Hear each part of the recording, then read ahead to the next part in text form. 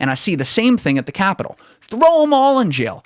Don't suddenly give me, like I'm getting from the left, all these speeches like, this is beyond the pale. These people are disgusting. Don't give me that. Yeah. You did it. You supported it all last summer.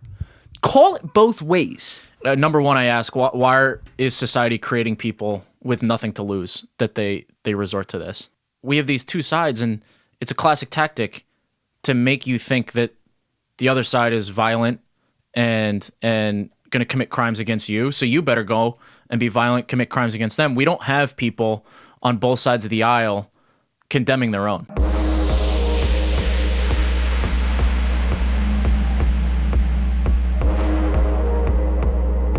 What's cooking, everybody? I am joined in the bunker today by my friend Brady Burkett. Brady is a consultant for a company called Currencycloud, which is a late-stage fintech startup based, I believe, out of the UK, but he definitely says that in this podcast. He'll explain what Currencycloud is, but they have 300 or 400 employees, and Brady is actually based out of their New York City office, or I guess former office, because everyone's remote now. In addition to working there, Brady is also the host of the Payment Innovation podcast. I think there are a couple different hosts, but he is one of them for the company. And as you will see in the final hour of this podcast, he is extremely well-versed in fintech, which I might have said this, but stands for financial technology. That is a big space that is seeking to disrupt an archaic legacy financial system that has all different types of silos to it, so it can get very complicated. But Brady is someone who actually understands pretty much the full scope of the industry and all the different new moves that are being made. So it's nice to get a feel for the different trends he's been seeing and what he expects. Now, the first 2 hours of this podcast, we talked about a whole bunch of societal issues. Brady is a guy who has the ability to hold two different thoughts at once, which makes him special in today's society. And I really just appreciate his take on a lot of hot button, high charged issues these days where he just manages to kind of stay right here. And if you're listening and not watching, I'm just kind of holding my hand straight across up the middle of the room. He's not somebody that gets caught up in all the noise. And so I look at him as a voice of reason on a lot of these issues, and he did not disappoint. He's actually fairly new on Twitter as far as like actually tweeting, but his Twitter's phenomenal. So if you enjoy what you hear here, and there we go, and you would like to hear some more thoughts from Brady, you can follow him at Burkett Brady, BURKETTBRADY. I will post that link in the show notes as well. Anyway, if you're not subscribed, please subscribe. We are on Apple Podcasts, Spotify, and YouTube. And if you're on YouTube right now, hit that subscribe button, hit that bell button, and if you can, like the video. Also, to all the people who have been leaving 5-star reviews on Apple Podcasts, thank you. I say it every week. More roll in. That's a huge help. You guys are doing amazing. The comments are incredible. So if you haven't, and you can take a second to leave a 5-star review with a comment on there, I would really appreciate it. That said, you know what it is. I'm Julian Dorey, and this is TRENDIFIER. Let's go! This is one of the great questions in our culture. Where is the nuance? You're giving opinions and calling them facts. You feel me? Everyone understands this, but few seem to do it. If you don't like the status quo, start asking questions. My mom got it. Happy for her. She's 60. I think my dad should get it. I think when you and I are 26, 27, I don't know if it makes sense to get it. Now, which one did they get? The Pfizer or the mRNA? I don't know. But the majority of my opinions on this topic probably don't come from the best sources. I'm not reading the medical literature. I'm kind of following funny people on Twitter. And good for you for admitting that too. So my thought is, I like my chances with coronavirus in general. So let the people who need the vaccine get the vaccine. I'm not going to push to get to the front of the line. If 6 months down the road it makes sense, based on what's going on, it makes sense. But I don't need it. I don't feel like I need it. Yeah, I think that's probably the fairest opinion I've heard from somebody who's saying they're not going to get it like right now. There seems to be a large amount of public lack of trust around it, simply A, because of the politics that were injected into this whole thing, and B, because people know that you can't cheat time. And so when you're looking at a vaccine or any kind of medical test that you're doing over a period of time, there's the 6 months, there's the 12 months, there's the 18 months, there's the 24 months, etc. It's only been 11, 12 months since they started working on this. You can't just invent 18 months. So when you are evaluating people who have taken this as test subjects, we don't have the 18-month data. Yeah. We don't have the 24-month data. And so I understand why a lot of people are questioning that. Where I get some comfortability, so to speak, in it is, A, when I'm talking to guys like John Schneider, who I just had on the last episode, who was excellent and is in this world and understands it very well. And I hear guys like that be very confident in this. That's certainly something that helps. And then B, when I see a lot of public figures, not even necessarily the politicians, because you never know what to believe, but a lot of public figures who are, you know, maybe in the intellectual space or the innovation space who are getting it. That certainly gives me a little less pause. So I, don't get me wrong, I'm a vaccine guy, been vaccinated for everything, and believe in that. But the one thought I had is how many sci-fi movies start with every senator, everyone in the president's administration, everyone in every state government getting a vaccine that we don't really know anything about. Yeah, I remember watching I Am Legend. Like, they don't even let the president and vice president fly in the same plane, but they'll shoot them up with the same vaccine, and who knows? Yeah,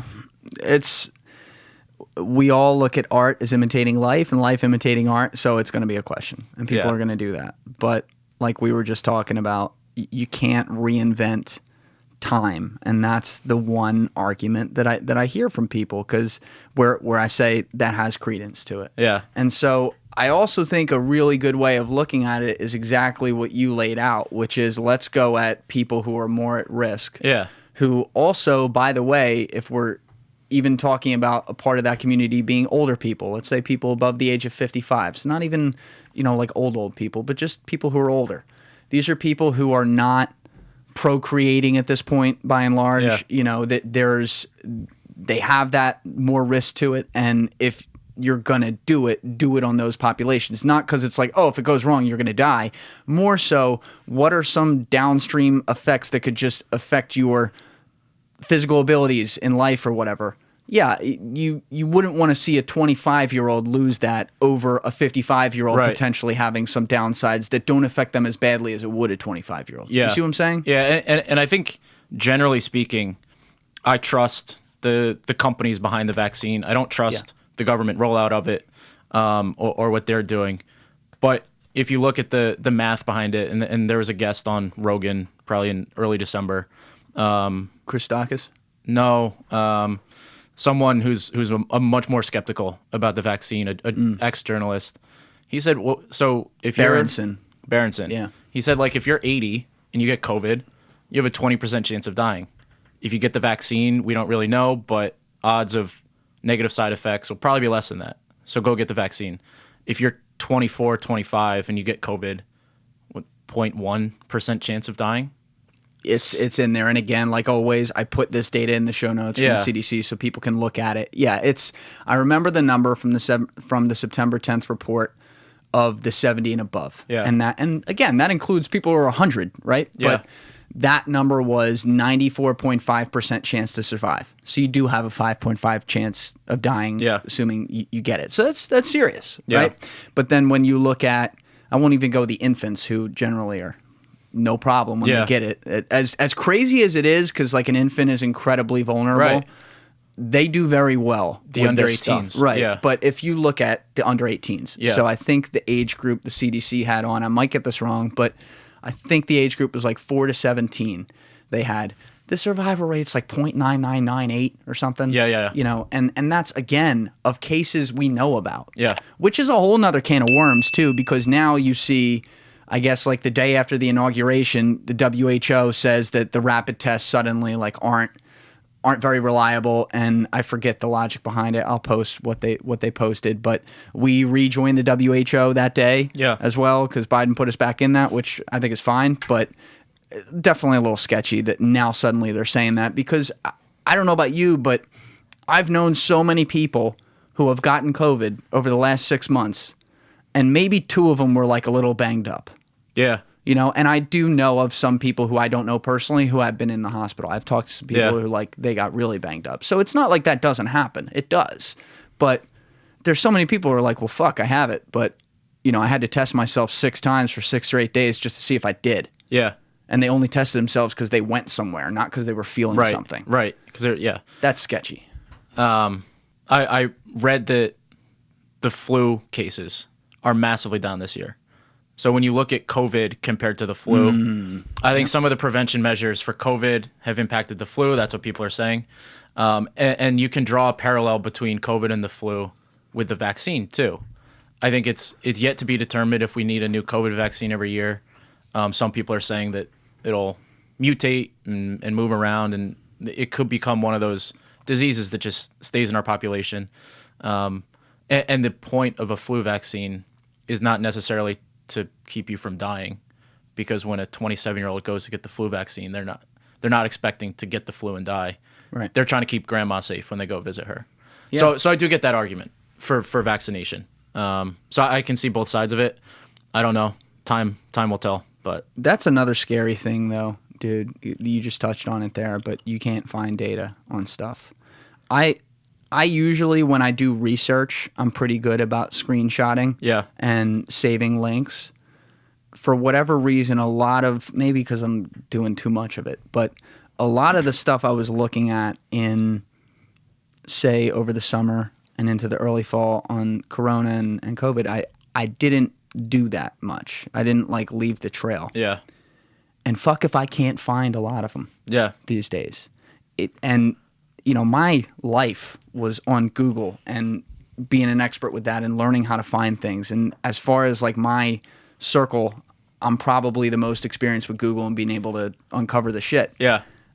I can't do it on some of this. And one of the things is the flu numbers. I can't even get those anymore. Yeah. I can't get the breakdown of deaths and projected deaths per category for the year 2020 anymore. I was looking at that data. I saw it in August. And again, it had basically 2 quarters. First quarter complete, second quarter was some projection, I think, and then third and fourth quarters projected because it hadn't happened, right?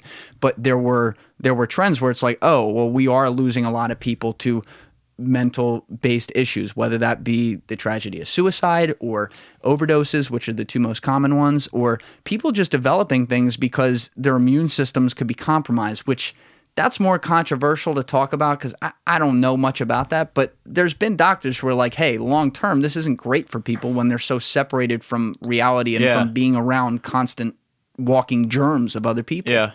Early on, I was watching Scott Atlas, who was on Fox News. It's going to make everyone think that I'm a big Fox News guy. Fox News guy. I'm not. But I caught Scott Atlas. He's written a lot for the Wall Street Journal. I respect him. Was he the doctor in the White House, that Scott Atlas? He was on some commission who left voluntarily. And I used to work in a healthcare tech startup, so I've been following him for a while. And so you knew him? I didn't know him personally. I saw him speak at conferences. Right. But his approach to healthcare is always looking at kind of the knock-on effects of any policy. Rather than look head-on, should we develop a vaccine or not? He looks at, okay, what's the cost of going all after this vaccine when we could be spending our time researching something else? He has an open mind about things like that. So one of his perspectives early on was when you close down elective procedures, elective cancer screenings, he went through the stats, and I don't know them all, but he said, you know, we find 5,000 cases of throat cancer a week in the U.S. If people aren't getting screened, how many people are going to be sick 6 months, a year from now with cancer we didn't catch? And that's just one example, and I didn't get that number right. But think about all those preventative measures, going to your primary care physician you were scared to. probably until at least September, October, and some people probably still aren't going. So there's that whole aspect to the shutdown that I don't think gets covered.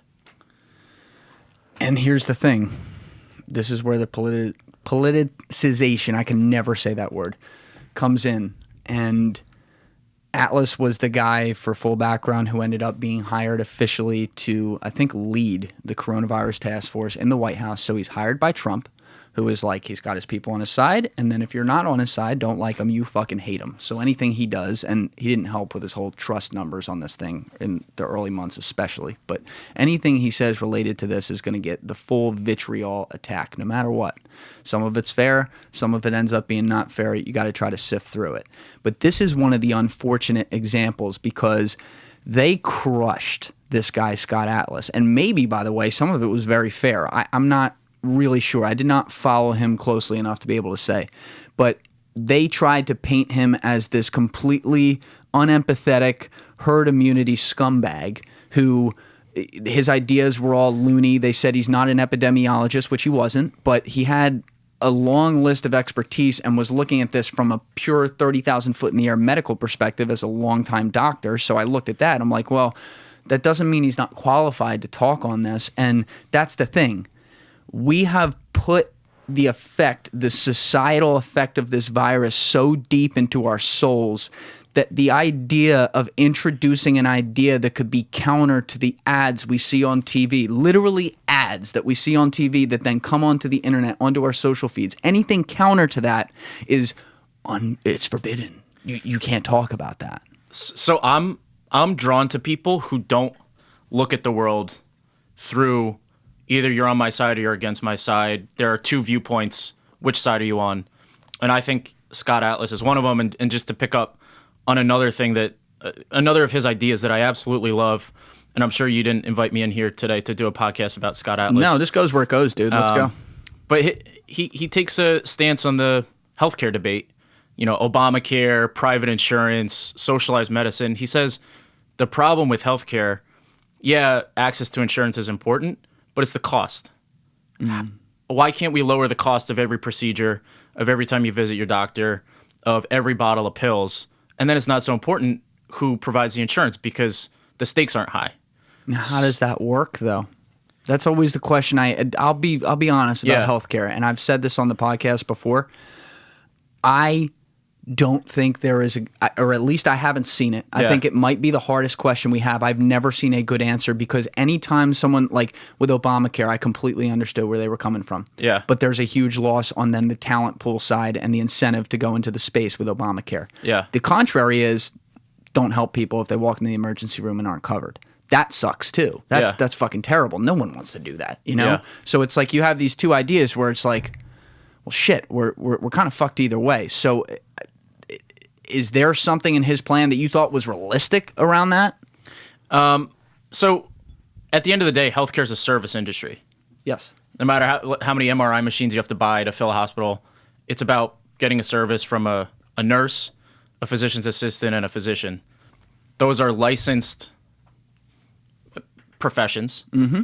And the American Medical Association decides how many they're going to graduate and give jobs to each year. High barrier of entry. High barrier of entry. Very competitive, and their salaries are protected because of how competitive it is. Mm-hmm. So it's not the medical establishment doesn't like the idea that you open up the credentialing, but I think that's the path forward. If there are more doctors, what's the law of supply and demand? So you have the demand for it. You have more doctors. Well, actually, couldn't that water it down though? Because then you have a greater number to choose from, a greater supply. So essentially, the overall value of the service you get goes down. Is that what you were getting at? I thought you were getting at the opposite. The cost goes down. Well, the cost goes down, but then also the quality goes down. No? That's what the American Medical Association would say. There's a great book by George Bush's brother who founded Athena Health. I forget his first name. I thought you were going to say Jeb for a second. No, not Jeb. Reply All was a terrific book. Called Where Does It Hurt? And he was in the military as a medic, and then he served on an EMT crew in New Orleans. And he wrote about how the EMT crew was providing trauma surgery, He learned it in 6 weeks in the Army. So I don't think I'm not claiming that this is the solution to all of our healthcare problems. Mm-hmm. All I'm saying is there are other ways to look at a problem. Think about the entire context, and if cost is the issue, let's take a look and see what can be done. Yeah, and I don't know how much this part works. Like,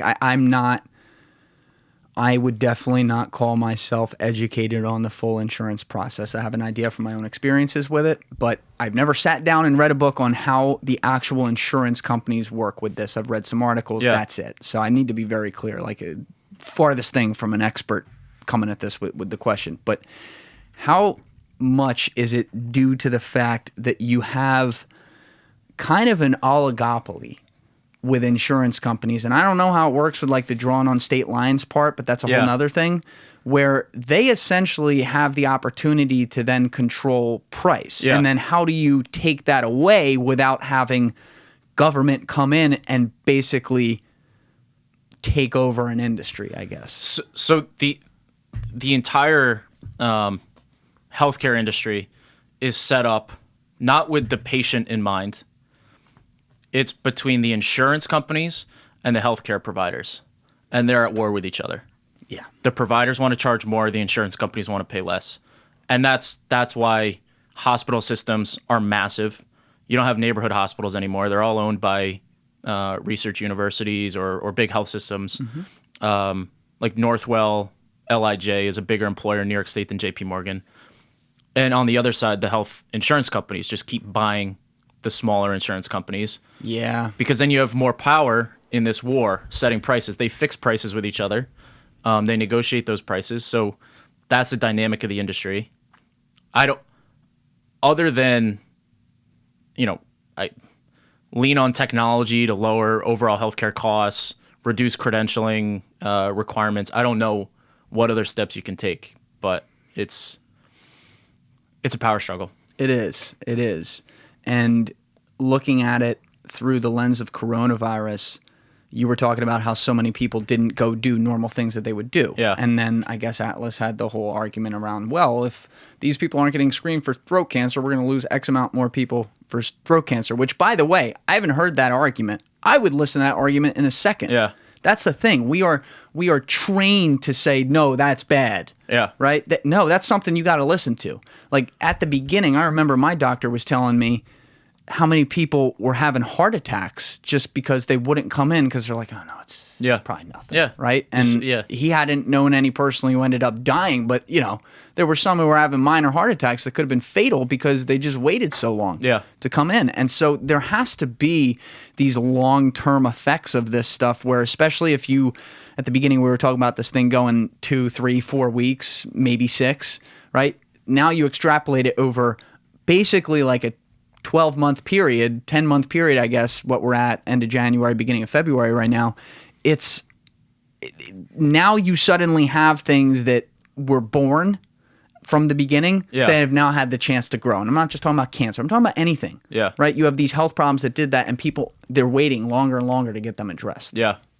Yeah. I think it just always comes back to refusing to participate in this two-way debate. Either you're for this and against that, or you're for that and against this, and just have a free and open thought process about all these different impacts that whatever policy can have.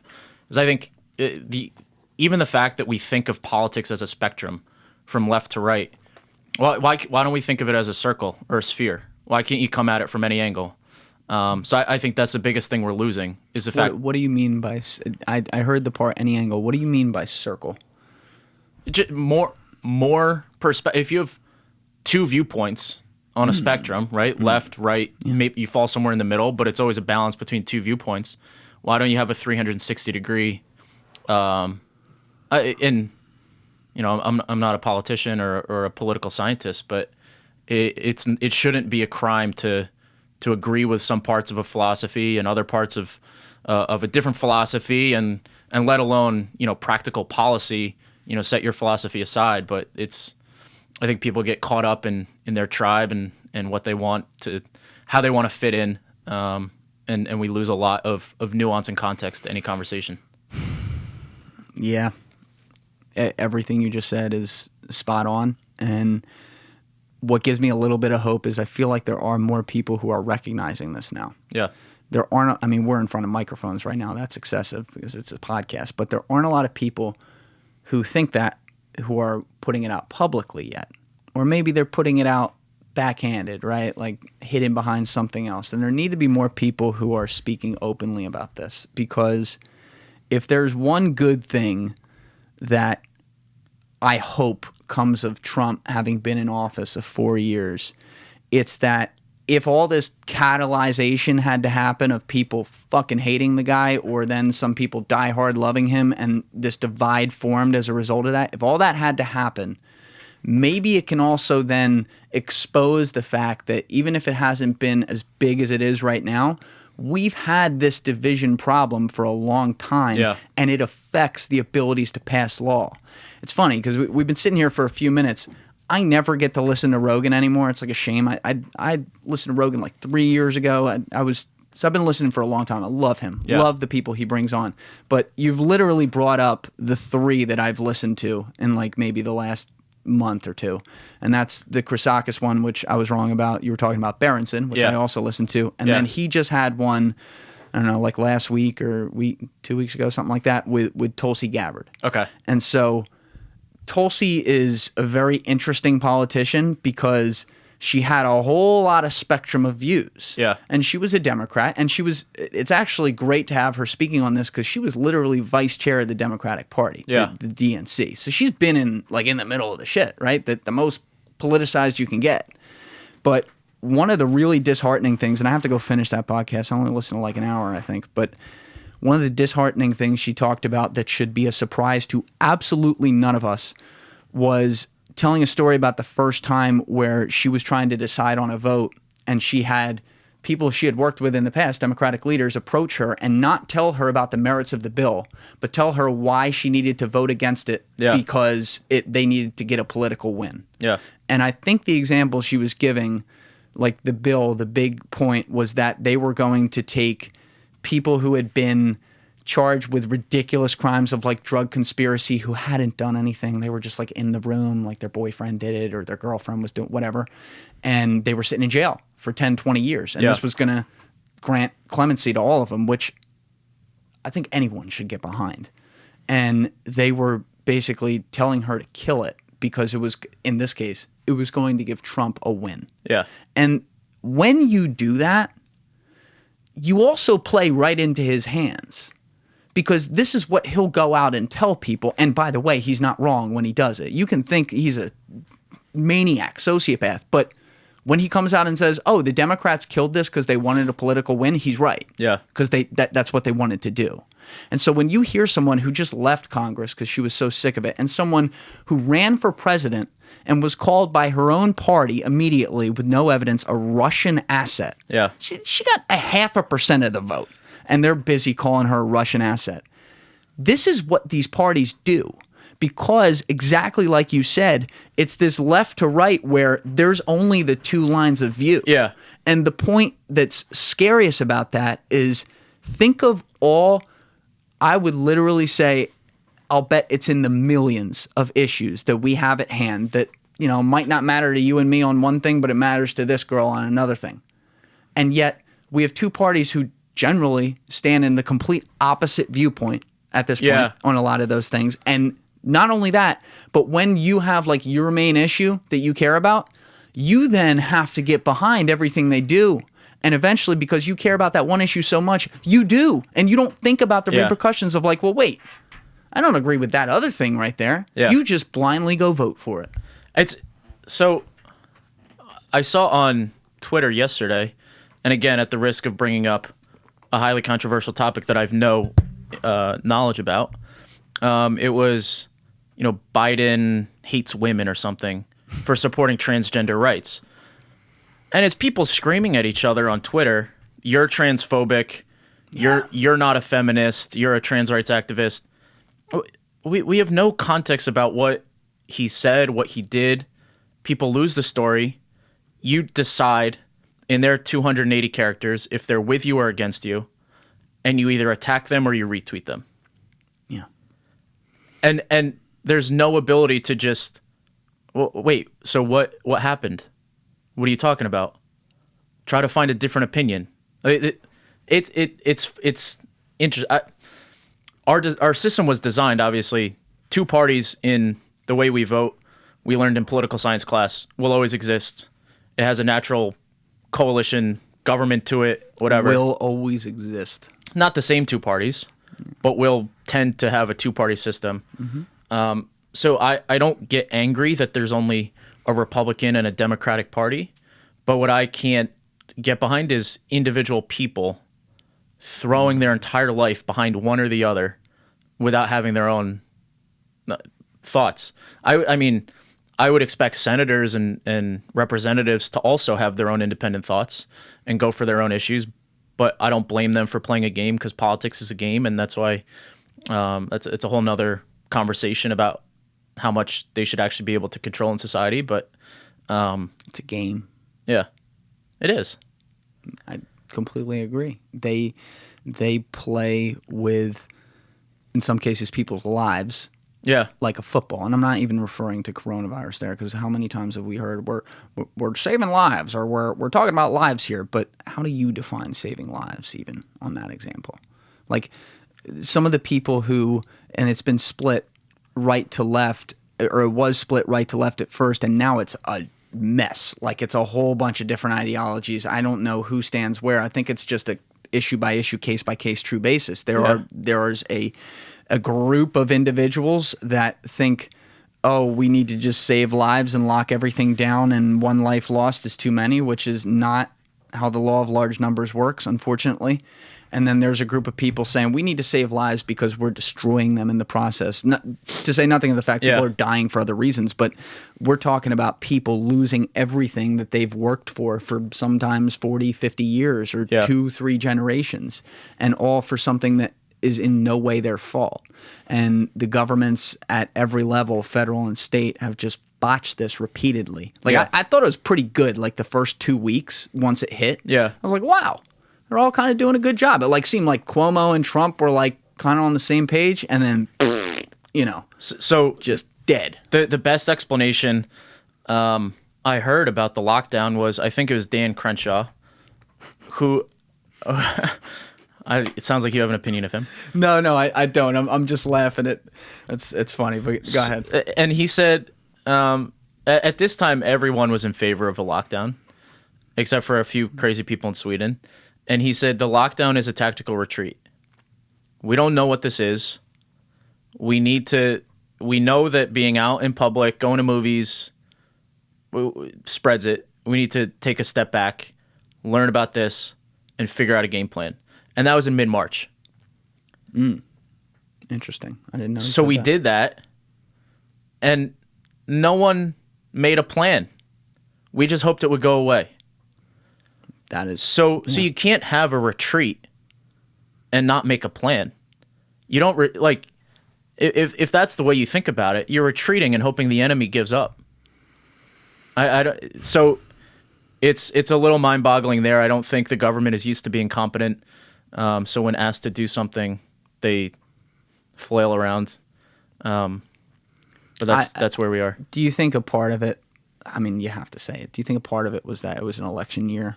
And for all the issues that Trump had caused in his presidency publicly and all the division and all that shit, I personally was concerned about some of the lack of long-term view on his economic policies that I felt were not, they were not relevant to how the world was going to be. They were more relevant to how the world was. And I don't need to get into that right now. But at least at the time being, he was 8 months away from an election. And for right now, then, the economy was extremely good. Yeah. It was good. People vote with their wallets. Like, that's what breaks the tie in this 50-50 society. He was going to win that election. Yeah, for sure. And that's a disaster for the Democrats because it makes him look good, and has all these hateable characteristics that they were busy attacking. And so you look at this, and it's like, well, why is Florida open right now? Florida's open because they got a red governor. And he said, fuck it. It's warm weather down here. We're going to lose some people. But the trade-off, the Scott Atlas argument, the trade-off is not as good, and I want to give people personal responsibility. Then you look at California, you look at New York. It seemed like at the beginning Cuomo had a plan. Newsom never seemed to have a plan. Yeah. But whatever plans were, they haven't had. You're right. They haven't had any for months and months and months. It's just a total clusterfuck. Yeah, and any type of plan. I live in New York, so any type of plan someone like De Blasio was trying to create, it was a political game. It wasn't a plan to keep people safe and get the world back to normal. It was, a entire summer negotiating with the teachers union, probably about, considering his support as for whatever it is. But there's just a lack of, in my opinion, a lack of people in power caring about the people, because they're sucked into this game. I get it, but that should tell us something about putting our entire well-being in the hands of these people who are playing a game with it. Yeah. Now, you've been in New York this whole time, right? Yeah. Because you lived there and you never left, I don't think, right? I left for a few months, but I've been there since June. Oh, you did? Yeah. Where'd you go? I went home for a couple months, and then I went out to Colorado with my ex-girlfriend. So nice. How was Colorado? It was beautiful. And what was it like out there? Like, what were the restrictions like? Like, what was the vibe? Way more open than New York. I don't know. There's more space out there. You're not really itching to go to restaurants, so it didn't feel like restrictive. We hung out at her parents' house, but it was I could go get a haircut. Yeah, things like that in May were a big deal. So it was nice. No, I've had a lot of people from New York in here, and I ask every time because they've been coming in over months, so I don't know what's changing, what's not. What is the vibe up there now? Because we're a month into the new year. Obviously, there was a whole lot of hoopla in December and January about a second round of lockdowns. Yeah. Our business is open. What's the official rules right now? How's it going? So I live in the East Village. Midtown Manhattan is completely dead. And I don't think anyone is surprised. It's been dead since April. Dwayne Reed, CVS, all the delis, they're closed up. They're boarded up. My neighborhood did pretty well through the summer. Like, people live there, so you're still gonna go get a sandwich. But what street are you on? Avenue C and 9th Street. Yeah. But the thing that is making the neighborhood look scary is the second round of no dining in orders, which I think happened at the end of October, early November. There was a lot of places that were going to hang on that I don't think will because of that. Because now even to serve a drink, you have to get a $1,000 space heater, build an entire shelter of 2x4s, because realistically, people aren't going to go stand there in 35 degrees. They made people build all this stuff, buy all this stuff, invest in all this, do the bullshit plexiglass, build these ridiculous atriums, whatever you want to call them, and then they take it away. And my biggest issue with it was, again, Cuomo's calling card at the beginning was following the data, because that's what he tweeted about every day, so at least there's some kind of trail. Well, second round of lockdowns didn't follow the data, because the data said that like 60 or 70% contact tracing was in-home versus it was a low number. It was like 1 or 3%. We'll get it. I'll put it up there. Was contact trace from restaurants. And so it's like, I'm sorry, but from the outside, it looks like they're saying fuck you to these people. Yeah. And it's like they want to do it. And I don't want to take that takeaway, because I look at humans and I want to see the best, but I got to tell you, that's been my takeaway for a long time now, and it's not changing for now. And here's an analogy to think about the lockdown with restaurants specifically. I think you hear a lot on the conversation about legalizing drugs. Either you can legalize them, regulate them, tax them, sell marijuana in a safe way at a dispensary or CVS or whatever the argument is, or there's going to be some dude on the street selling I don't know what. You could get poisoned. Family gatherings, if they happen in a restaurant, you can take their temperature, you can write down their name, you can follow the safety precautions, make sure only 6 people are seated at a table. But when people don't have that option, they're going to have 20 people over to their house. It's a parallel, and you don't know who's there. You're not taking temperatures. You're not doing contact tracing. So it's, I don't know. The average human is going to have fatigue to sticking to an extreme scenario on anything. Yeah. So are there people who have legit quarantined and done a good job? Yeah. I've kind of done it not by choice, just because like I work all the time, right? Yeah. So I see the people who come in here who are always tested negative ahead of time and everything. So I legit have had very little contact. I had a little bit over the summer, and that's just how it is. How many people are like that, though? How many people are like that busy all the time? Like I'm building something right now. Yeah. It's not a lot of people who are doing that by math, Yeah. right? They're trying to go about their life. They want to see their parents. They want to see their grandparents. They want to do all these things. And so eventually they're going to be like, I could do it once. And then once turns into 5 times, and I'm not blaming them. Yeah. It's fine. I get it. And I'm on the side of that. It's not like, see, you say things like this and then people go, oh, he's a herd immunity hoaxer or whatever. Yeah. No. And I don't know what the term is or whatever. It's not like I'm full herd immunity. Like I wear a mask everywhere I go, whatever. Like for the time being, like that's what it is. I have serious grave concerns about that long term at this point. We'll talk about that. But, like it's what it is. But there has to be a level to which you make your own decisions. And I think Gallagher, who I had in here a couple episodes ago, he had a line where he said, if I go out, I am consenting to get COVID. That was the guy from Florida. Yeah. Yeah. And I hadn't heard that yet. Maybe someone said that. I'm sure someone on the internet said that at some point. But I was like, yes. Yeah. That's it. Yeah. You're making your decision. And then you don't want to be the guy in the hospital who are people like, you went out, you dick. How fair is that? How long are we going to do that? How long are we going to shame people? And the big concern for me is that, like you even talk about it as someone who's looking at this long-term view.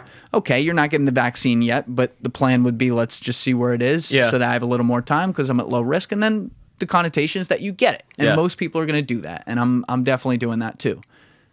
They're already trying to say, oh, by the way, when you get vaccinated, you still got to wear a mask and do all this stuff. And, because there's only a 90% chance. Dude, the flu vax is only whatever it is. It's lower than that. I forget the number, but my doctor was walking me through it. A couple doctors I asked about were walking me through it. They're like, this is literally higher than that.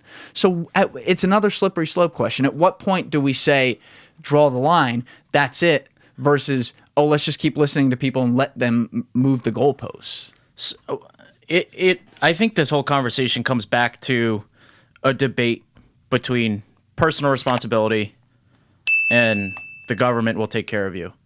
And it touches every aspect of our life now, for better or worse.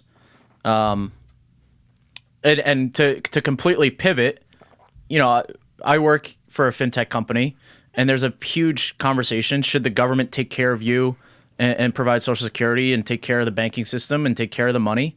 Or will we be better in private hands? And we're at kind of a breaking point society right now, too. Yellen is coming in as the Fed Treasury Secretary. She's a hack.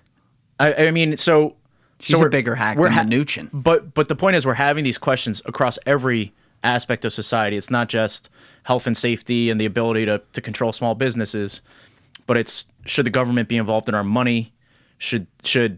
And I've always taken the approach that the only person looking out for you is you, which is easy for me to say. It's a lot harder for other people to have that opinion, but it's a much bigger question. And that's no longer a party thing either, which is the craziest part. And it's almost like kind of funny because it's all a part of the same game. The Democrats seem to be a little louder about being on the opposite end of that opinion, but I look at actions, and the Republicans have been a huge, huge hand in that for the last 20 years. I mean, George Bush was a big government guy than I can't think of a president. I mean, he made Obama look conservative. Yeah. We certainly made Clinton look conservative. Oh, yeah. And there's this whole, like, And I'm not talking about the culture side of it. I'm talking about like how he ran government. That culture side. What did he call it? Like conservatism with a conscience or something like something like who that. the fuck knows? Compassionate conservatism. He called it whatever Dick Cheney told him to call it. Yeah. But these two parties no longer have an interest in that personal responsibility. And even like the Republicans who have been arguing for open everything up because that got drawn along party lines at the beginning, there's still they still make the same mistakes. They're still okaying stimuluses or stimuli, however you say it, that are printing money and fucking our currency over into perpetuity. They're still supporting government coming in and solving a bunch of issues that they've obviously been completely incompetent at doing. This vaccine rollout's just a great example. Yeah. And yet there's no compromise on, well, maybe that wasn't right. Maybe we should think of this the other way. Maybe we should get to things that are less political and think about it on the individual level. Like, what do individuals in this country by and large want? Law of large numbers too. And again, you can also draw things on community lines. It's okay to do that. It is okay to say, hey, that community right there has a lot less resources or access to information to be able to get the right help. So we can spend a little more there. Yeah. That community, not so much. They're good. Like, let them make decisions. You can do that. Yeah. It is possible to hold two thoughts at the same time. We just seem to have eliminated that from public conscious and what we expect from a politician. Yeah. I just listened to a conversation between Naval and Matt Ridley, talking about innovation, and they had this paradigm they were thinking about of safety versus progress. And we live in a world now where we value safety more than we value risk-taking and progress. And they think that's one of the reasons why we haven't had major breakthroughs in physical technology. We have IT breakthroughs in information technology, processing data, because that's safe. But if you think about flying supersonic to London, we shut that down in like 2003. Going to Mars has taken Elon Musk a decade to make any progress in. All these things that people in the 60s and 70s thought were a given, we've decided that people should be safe, and every human life is sacred, which a lot of people agree with, and I agree with that. But if you're willing to strap yourself to a rocket and see if you can get to Mars, why not? Yeah. It's that concept of one life is too many. Yeah. And on certain things, from an empathetic perspective, I understand. I agree with it. This came up. This podcast still gets referenced all the time because it was so fucking good. I'm going to have him in here in June again. But when I had Terrence Jones in here, he was very open about that mindset as it relates to like racial issues in this country. And I get it. I do. It is a difficult and almost callous thing to look at things from 30,000 feet. Yet that is often where the best answers come from. And I don't know how specifically you would answer that question. I'm just using that one example. But there has to be a way to look at the world and be able to define certain things where you make it a little bit black and white. And there's a lot of gray. Yeah. And I argue against the black and white on a lot of things now. But I'm saying on very small micro doses of things. Sometimes you have to say, okay, for the sake of this is a minor decision to make, let's make that decision. Yeah. And that's where I think Naval, and sometimes he goes a little too far, but I love Naval. Yeah. Because Naval is he takes a stance on some things and he is not in your face about it. He's calm, collected, and lets the people then argue over the point. Yeah. And try to find a little bit of that nuance. And we just don't have that anymore in much of our discourse. And I wish guys like him would get more of a like he's a guy who's I would call famous at this point. Yeah. But he appeals to especially among, tech bros like you and me. So. Exactly. Yeah. He appeals to a certain subset of people. Yeah. Yeah. There's a certain demographic that knows him, and there's a certain demographic that would never take him seriously. So, I think he's brilliant, but I understand that my mom has never heard of him, like whatever. So, yeah, and you talk about it with the problem in he points out a lot of the problems with the way they think in tech, and you were talking about physical products just now versus software products. Can you expand upon that real quick? Because I want to make sure I understood exactly what you were saying. So, Naval thinks about this. I think Peter Thiel also thinks a lot about this, and I've listened to what he's had to say. When we think about innovation in material science or physical, real world applications, they argue there hasn't been much, and I'm not an expert to say they're right or they're wrong, but I think they're smart people. They say, we kind of built the nuclear bomb in the 40s and made progress building going to the moon in the 60s, but things have kind of stagnated, and all the breakthroughs in the last 30 or 40 years have been based on the computer and information technology, which is in the ether. Yeah, which is great. I think it's improved people's lives, but when you ask about where could we be if we sort of let people tinker and take risks, because that's where danger happens, right? Not too many people get hurt coding. Yeah, I haven't heard that one. I like that. That's pretty good. But people on the other end can, and they get hurt by the downstream effects of what the coding decides goes. And this is a whole can of worms that's obviously relevant right now. But I was from Number 30. Did you hear that one with Anthony Fenu? Yeah. So unbelievable guy. And I got connected with him and hadn't known him before. And then we did the podcast and was blown away. It was nice going into it very blind. I had talked to him on the phone for maybe like a half hour a couple weeks before and knew the lay of the land of what he was working on. But he's very, very humble and very in his world, just going about the work and building cool shit and trying to use all the VC buzzwords just for whatever, trying to do things that makes the world a better place. Yeah. And is actually someone who, when he says that, in practice is that way. And I've been able to talk with him a bunch since then and meet his co-founders as well, who are unbelievable guys, Riley and Baker. And I was over their house a couple nights ago, and I asked them straight up, because what they build is, for people that haven't listened to that episode, their company does a few different things, but they exited their first company. I'm not sure what I'm allowed to say beyond that. So had a very good first company when they were 20. So they fell into this early and got legit early. And they've been building this next company called Soar for the last 4 years. Yeah. And they do virtual experiences in the VR and AR space, and specifically they build holograms. So they build holograms that are going to put you, like you're right there right now. They have the technology to do that. And they build it that'll put you on my phone in a 3D hologram if I hold it up to something or go into an app that has you as an experience on there. And on the back, I want to download that app. Oh yeah, when it's live.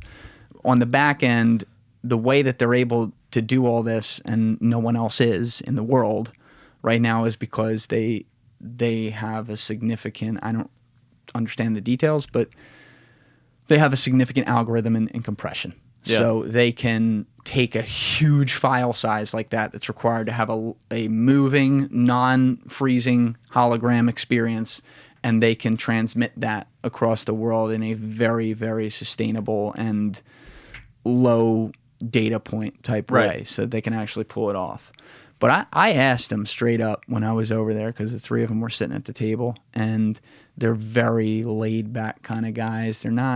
They are not what you would expect to find in Technorati, like the Silicon Valley. But I asked them straight up, I said, do you guys ever think about this technology and the harm it could do, opening up Pandora's box?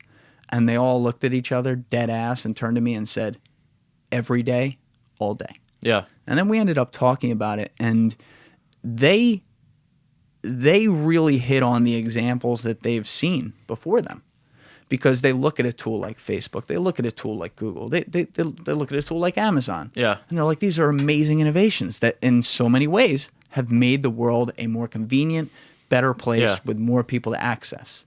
But a lot of these companies, maybe there's the point they get to where they get too big or whatever, which is something they told me they think about all the time.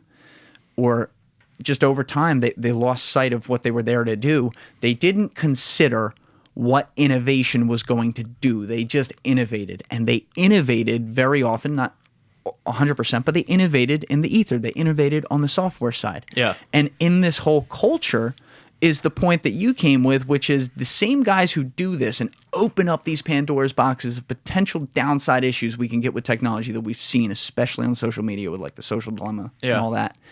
These are the same people who then, through that thought that they then control in the world, preach safety on everything. Preach, in this case, just over COVID, the lockdowns and how important saving one life is and whatever. And they're not the people who are out there and trying to go to Mars, trying to build the physical spaceships. And that's not totally fair, because like Google does self-driving cars and stuff like that. But by and large, that's not what they do. So it's like their mentality got so different. And so I was interested on the example with Fenu and those guys because they are building heavily in the software space. It's pretty much what they're doing.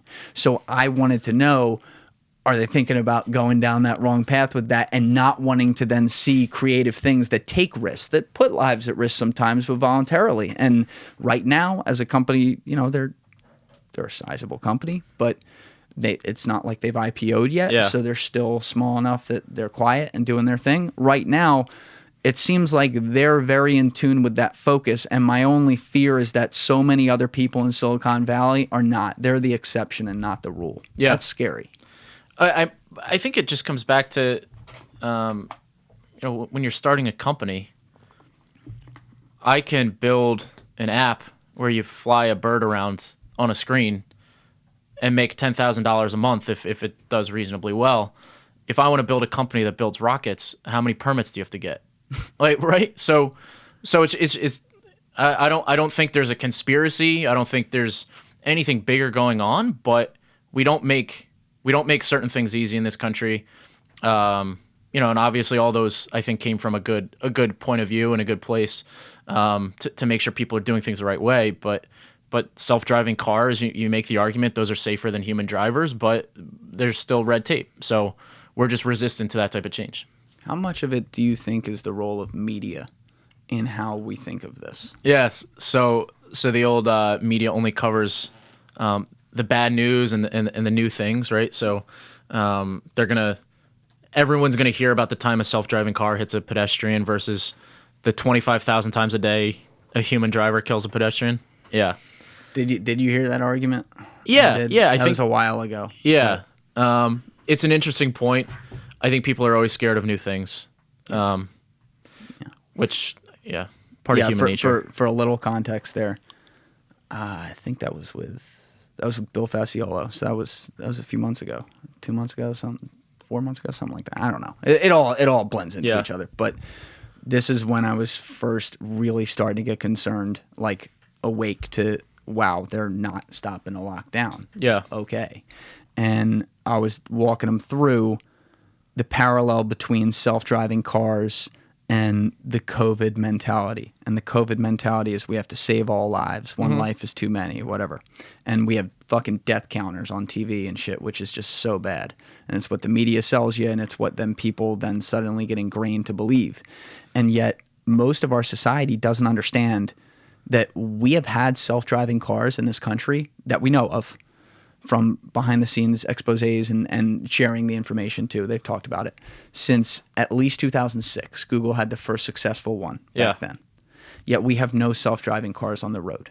And without looking at the data, I could tell you reasonably, seeing as now Google and Tesla are neck and neck with it and other companies are working on it like crazy, if you put 50% of cars on the road today for all mileage and time driven that are self-driving versus keeping 50% humans, it's reasonable to say that the ratio of deaths caused by self-driving cars to humans are going to be way, way worse. Yeah. And yet we don't have self-driving cars on the road. And Elon... Until computers figure out how to get drunk, then we'll see how the self-driving cars do. That's a scary thought. But like Elon's talked about it, the government needs like trillions of miles of data just to get the conversation started. And it's because we fear change. And it's because we fear that media cycle of if we put 50% on the road, let's use that example, and on the first night, one person is killed by a self-driving car, it will not matter that 100 people, let's say, just random numbers, were killed by human cars. The media story, that's not a story. That happens every day. We're used to it. It's normal. The media story will be the self-driving car that did it. Yeah. And so this is what stirs up people, and then we shun new things because we don't want to lose one life, and then we don't consider the life that we lose by not wanting to lose one life. Yeah. It's the same argument with COVID. And with lockdown. Similar argument with COVID. The company that jumps into my mind is Uber, and not as much about safety, but about regulations and protected interests. Uber's strategy was never to go to a mayor of a city and beg and plead him to disrupt the taxi union and put all the taxis out of business. They just unleashed their cars on the street. Yes. They said, if we can get, 100,000, 200,000 New Yorkers relying on Uber, by the time the government figures out what's going on and tries to take action, now we have 200,000 signatures on a petition to make Uber legal. So that was their strategy. It doesn't work as well when there's a line, but I think it cuts across a lot of different things. It's not just a safety issue. People have protected interests, and different people have different strategies to get out there. Yeah. Do you follow Russ Okung on Twitter? I do. Yeah. Yeah. He's awesome. Yeah. And Russ Okung, for a little background, he's still a very good lineman in the NFL. He's been in the NFL for like 12, 13 years, 11 years, something like that. Was an All-Pro a couple times, won a Super Bowl. He's such an interesting guy, man. Yeah. His Twitter, if you follow him, I don't know that he's ever even tweeted about anything that happens on the football field whatsoever. Yeah. He is a total, just brilliant dude who's a thinker, and he's a big Bitcoiner. But he is a philosopher, is what I would call him. I mean, do you agree with that? Yeah. Yeah. So he talks about these concepts a lot, and what, especially over the last year, it's gotten very relevant with what you're allowed to do on your own versus decide to do on your own versus what the government can tell you to do and things like that. And he also, I'm just thinking of this on the spot, you talked about having a circle of beliefs. This is a guy who's got a circle of beliefs. I mean, to give you perspective, he was one of the founders of the Players Coalition in the NFL, which is a complete social justice and racial equality group, which a lot of people, and it's all positive, a lot of people just equate that with like, oh, far left wing or whatever. Right. He must have voted for Bernie, right? Yeah. I don't even know that Russ votes. I really don't. And that's the point. He's kind of like an outlier. He thinks for himself on things and strongly seems to disagree with pretty much everyone in Washington, which I think a lot of people quietly can get behind. But he has talked about heavily what the media does. Yeah. And he put out this meme the other night, a video. Did you see this thing? Because you reposted it. I may have. Yeah, I saw that. I retweeted I saw him that. sometime. Yeah. Crazy. Yeah. So should we just play that so we have it? Yeah. Yeah. Hold on. Let me pull it up. Here it is.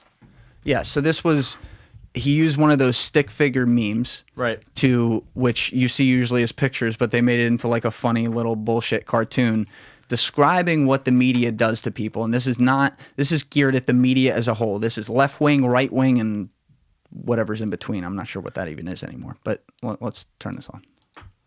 Person. People. Person realizes people need... Hey people, what do you want? Some news? Yeah, some news. We want news. Some news, please. Person gives people news. The world is round. Ooh. It's going to rain tomorrow. Wow. Less people are dying because technology is improving. Oh, wow, that's so cool. Bad things happen here and then, but oh my god. We have police to catch the bad guys, so it's okay. Oh, that's okay. That's okay. The next day. The news is still pretty much the same as yesterday. Okay. A few days later. Yeah, the news is still the same. This is getting boring now. Yeah, this is getting boring. A few more days later. Anything interesting happen or... Nah. I don't like the news anymore. Doesn't sell. A wild news competitor appears. Everybody, I have more news. Yay! Yay! Hurrah! Hooray! A man died yesterday. Oh, that's so sad. Hey, you're stealing my audience by only telling them worst-case scenario stories which take advantage of a human cognitive bias. That means we naturally pay more attention to negative events. Screw you, pal. The competition for attention begins. Hey, Some random celebrities that you don't care about are getting divorced. Oh no, the celebrities. Hey everyone, the sun gives you cancer. Why is this so entertaining? Bacon gives you cancer. Terrorists, they're coming to get you. There's a virus spreading around the world. Nobody can do anything to stop it, and you're all going to die. It is funny to watch and laugh at, also because it's a meme, and you got these two news organizations. I like the accents. Yeah, the accents are hilarious. And for people that are listening and not watching, it's literally stick figures, and you end up having these two news organizations standing on a actual soapbox, and then people in the middle, and they're just, once the second one comes in, they start going back and forth to one-up each other. And it is that. We have such a negative bias, a negativity bias, that news is so reliant on what's going wrong so we can talk about it. Because as humans, even people who are the most negative, we want to at least talk about the problems to then think we're talking about solving problems. Most people aren't as a result. They just end up repeating the cycle of what the negative is. But it's such a relevant thing. I can't even remember the cyclone that got us here, but you can look at this with Corona, sure, that's one thing. But look at it with everything, and then how we end up having these issues, because, I mean, everyone always uses the example. You have on one hand like CNN, and on another hand Fox. Yeah. And they're yelling to the two bases what the base wants to hear. Yeah. And much of it is not, hey, look at all the great we're doing. It's, hey, look at everything that's wrong, and it's their fault that it's all wrong. Yeah. When you look back at media and the technology they used, like there was the printing press, radio, TV, and now we're online. But each version of the latest technology had a different impact. Right? With radio, that led to the rise of totalitarian regimes in Europe. Wait, how so? Radio came about in the 10s and 20s, and 10 years later, there's fascism taking over a couple countries in Europe, and I'm not saying it caused that, but then TV kind of took over, and we had a period where everyone's doing okay and coming towards the middle, and now social media comes, and there's more chaos again. So I think there might be something to that. I don't know how much these media sources reflect kind of the general attitude that's going on in the country, but some people make the argument that the nuance of that particular media source plays a role in how people think. Well, you also have standards change over time too. Yeah. So that's actually really important, because I don't know that I've talked about that with anyone on this show. The medium, your point is that the medium itself opens up the Pandora's box, which, just everyone think about that from the lens of social media. Best example. Well, there you go. Yeah. People didn't have the ability to tweet out whatever they want and go viral 15 years ago. And it could be one explanation. I don't know if I fully buy into this, but one explanation is how expensive is it to broadcast your channel? Radio, relatively inexpensive. People can set up a radio channel, at least they could, and spread their ideas. TV, incredibly expensive to produce the content, to distribute. For that reason, there was only 3 or 4 channels for a lot of like TV's history, and now with social media, every person has their own channel. So it's kind of the most extreme of those 3 examples. I don't know how much I believe social media contributes to us being more separated. I think it's kind of a cycle, or a feedback loop where we're divided, and social media makes it worse. But definitely, yeah, because just think 20 years ago, people. Well, let's even just be safe and go back 30 years ago. People got their news, turn on the TV, 6 o'clock news, 10 o'clock news, and then they also, to talk on the phone. At that point, they probably had some wireless home phones, but it's a phone on a line, and no cell phone to text people instantaneously. And they have far fewer touch points in the number of people that they interact with on a daily basis as a result of the fact that technology wasn't there yet. So the number of people to get all these views exchanged with, to see where people stand, and then therefore the law of large numbers, the vitriol that can come of that was just mathematically much smaller. But like everything, there's two sides to this too. Okay. So with the internet, the positive view of the internet as it was coming up in the early 2000s was, if you play Magic the card game, you're going to find a web forum for that, and you're going to make all these friends and explore your hobby. Yes. If you have mental health challenges, there will be a forum for that, and you can find a support group, like a really positive benefit of all these people coming online and being connected. But on the other side, if you're a radical, a member of the KKK, now you have your own website too. So there's a positive and a negative of everything.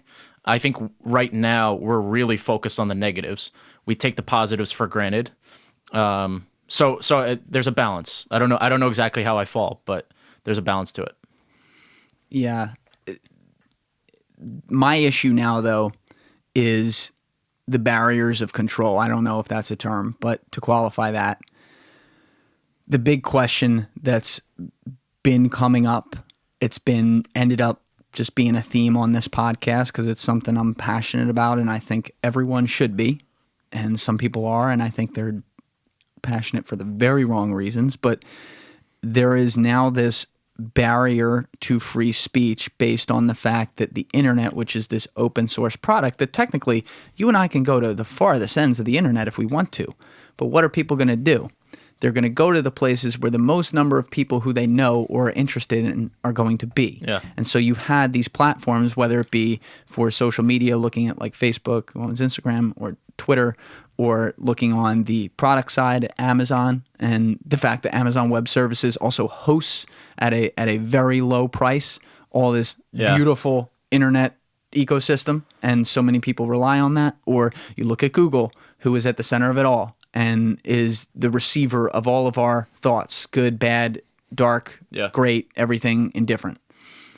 These places are the hub spots, which I'm not referring to the company HubSpot. I'm saying they are literally the hubs that we go to at the start of the average person goes to at the start of their internet journey.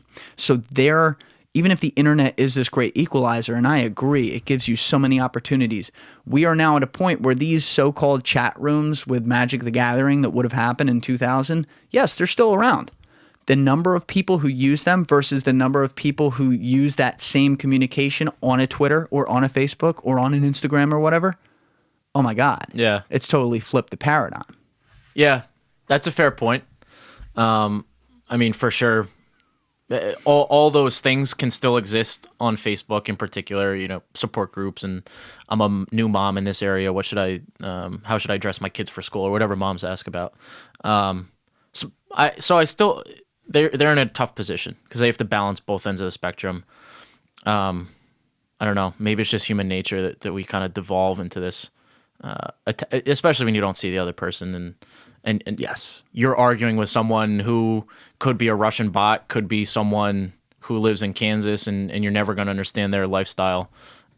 It doesn't make sense for that to be the main discourse, right? Like, a debate should happen between two people who know the context of each other's lives, and if not friends, at least you bump into and you work together. So there's a whole lot going on, and it's just natural to make this stretch, right? And it's not a stretch to draw this parallel right now that we're seeing in society, actually at the highest level, with the power that gives these platforms, and it is the entire definition in the modern era of free speech. And at the end of Trump's presidency, before he left office, we obviously saw him after the Capitol riots, which were gross, and there was a lot of questions around that and what his role in that was. He was the sitting president of the United States, and we watched him get banned from Twitter. We watched him also get not permanently, but suspended with no end date in sight on Facebook and therefore Instagram. And it has opened up this argument because, like you talk about, you can still do all those groups and find things that are helpful in your area and connect with people on those. You're right. But these artificial intelligence mechanisms that these platforms now have to be able to find and spot anything that falls under a lens that doesn't match with their purview is directly affecting our free speech. And maybe at the beginning we even joked about it when things would happen where you'd get the COVID tag on a post or something if, God forbid, you introduced a new idea. Put out a meme, a joke about COVID. You shouldn't be laughing anymore. Right. Because we're reporting this meme. They have taken this to such a level that it's ridiculous. Now, when they went to ban Trump, they also banned a lot of QAnon accounts. Yeah. I don't know about you, but QAnon drives me nuts because it's funny in a way because the things these people believe are fucking hysterical. Yeah. But they are... Have you ever signed into the site? No. Oh my God, tell me about that. No, I've never. No, Oh, I okay. haven't. I was just curious. I haven't, but I've seen people get overtaken by it and like smart people too. And I'm like, holy shit, like it does brainwash people. So Twitter went in to try to find all accounts that were openly associated with QAnon and ban them. On the one hand, your reaction, minus the context we already had, might be, okay, I would understand that if people were like, okay, because if you just said to me right now, do I think we are better off without QAnon getting more followers? Abso-fucking-lutely. Like I would like to see it go away completely. The problem is they do that ban and they don't ban Antifa. They've done like one-off bans where someone's literally like, I'm going to rip your fucking head off and feed it to your children. Like then they're like, oh yeah, you're suspended. Yeah. Right? But they don't attack both extremes of the ideology. They attack one extreme. And what I'm concerned about is it is causing, I see it all the time, it is causing a lot of people who were previously centrist or minor conservatives who might even vote the other way sometimes to completely get, I'm not even going to call it red pill, to go off the deep end the other way. I want to come back to that point, and I also want to ask you what all the different color pills means because I don't understand that. But what you said about banning QAnon, it vaguely reminds me of the movie Black Klansman by Spike Lee. I never watched that. I love Spike Lee. So nothing to do with the plot, but you realize in the 70s, to infiltrate the KKK, you have to become, the cops have to go undercover and get trusted, and there are these creepy underground basements where people are there and they're completely radical. And the question is, would you rather have that happen in someone's basement where they're planning violence and you don't know who's there and you don't know what they're saying? Or would you rather have a platform like QAnon?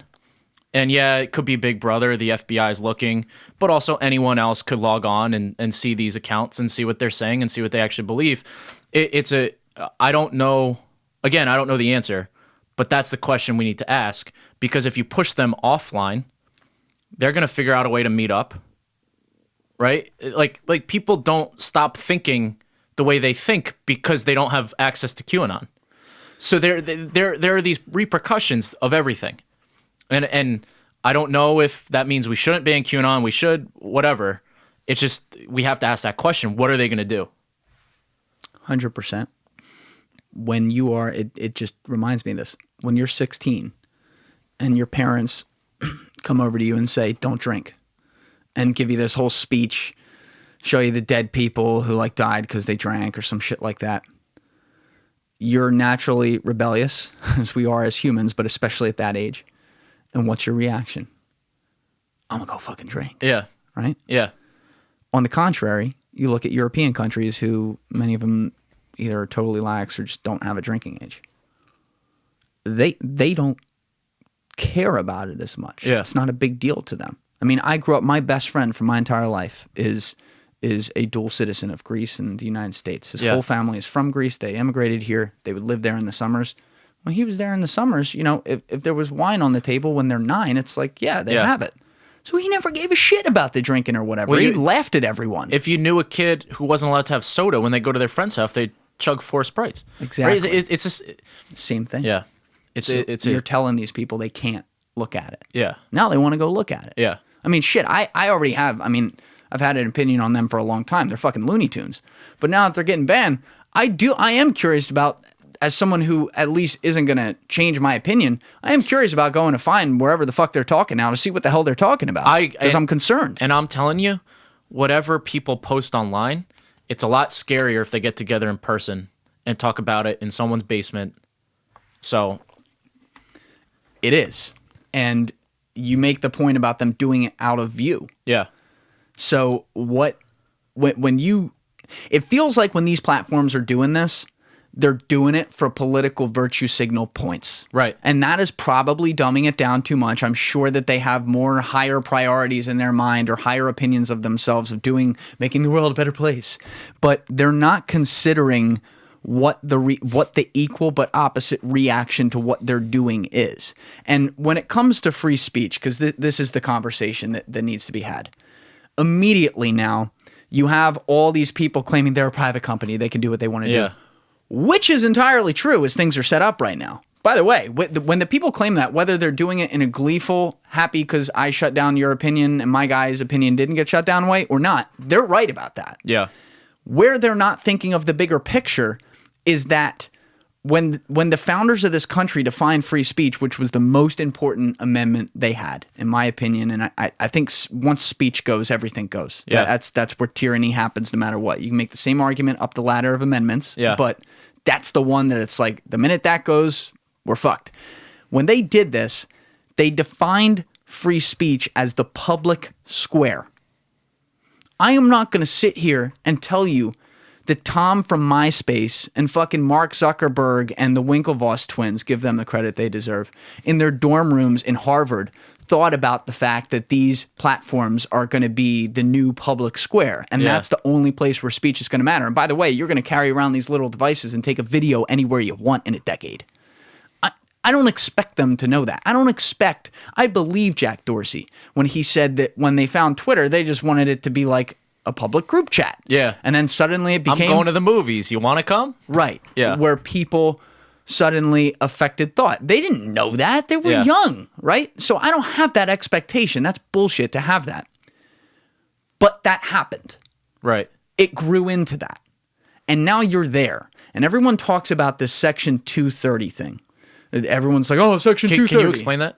I was going to ask you how familiar you were. Section 230, to really dumb it down, and I want to bring in a lawyer who's like very versed on this to really go into details, but the highest level of Section 230, which you've heard some politicians use to invoke about these social media companies, it, without giving it a definition that I'm going to get wrong and fuck up terminology, it essentially means that social platforms are not legally liable, part of it at least, means they're not legally liable for the things that are said on there because it has something to do with like publisher versus not publisher, which I don't understand. So I'm not going to comment on that. But, so I don't know the terminology of 230, but I saw a good analogy. Okay. Where it basically these platforms want to be considered a newsstand, not the magazine. I believe that's so they spot don't on. endorse the content of the magazine, but they're able to sell like they're a newsstand. Right. Yeah. And so then you say, well, why do people want to repeal this? Because that essentially means all speech goes. Again, though, they're a private company, so even though they have that protection, they can decide. Just Horo gave the best example of this, and he's spot on, and we'll attack this to go through it. But some of the stuff he said aged so well, man. I mean, my God. Number 17, Alex Horowitz, like 45 minutes in, got hot. But he talked about it from a restaurant. He's like, if you walk into my restaurant and not based on something that has to do with the Civil Rights Act or your identity, I say, get the fuck out of my restaurant, you got to get out. Yeah. I can force, it's my property, I can force you to remove. So even though they're protected by 230, these social media companies can do that. So you say, well, why on earth would people argue to repeal this? And what would the repeal mean? Let's start with the second part. The repeal would mean that now they are liable for the things that are said in there. So it's not a newsstand anymore. It's the magazine, to use your example. Yeah. And so what does that mean? That means that anyone from any political spectrum can sue them for words that damage them or do harm to them in some way on their site, which think about how many frivolous but costly lawsuits that would happen out. These companies would be, I don't want to say they'd be dead, but they would be fucked, and now they would essentially become like banks with compliance. So pretty much anything on social media that even has a slight opinion, Hey, you got to 24 hours, submit it, we'll review it. Done. Yeah. It's out. Yeah. They wouldn't have anything anymore. So that's not necessarily the answer, because it would take away the entire utility and even though we get so caught up in this negativity, it would take out the discourse, Yeah. that the good, important stuff that comes out of that too. Yeah. So it's not a great answer, but because they are the private company, they get to use that, and then it appears based on political lines, say like anything that appears more conservative that's extreme, we're taken out. But things that are more left, I won't say liberal, things that are left and constrained. I shouldn't even say conservative there. Things that are far right wing, Yeah. right? Yeah. That we find controversial, we'll take out. And then they've dragged it on to some regular old conservatives too. And then left, no, we'll leave that. Yeah. So it essentially fucks one side. And to bring it back to the public square point, and this is where I argued on the restaurant, this is what I want your opinion on. I said to Horo, and it didn't change the fact that he was 100% right, based on how it's defined right now. I said, here's the thing. When the founders defined a public square, they defined that as a world where people they didn't even have phones, right? That, like a newspaper, news from a state over took 3 days to get there. Right. So where was the discourse? The discourse was they had to leave their home and go to the central community place where other people physically went and yelled through, a tube to make it as loud as they could because they didn't have a microphone, and talk about opinions, right? Beautiful thing. If on social media today we called that the public square, here's what supports that argument.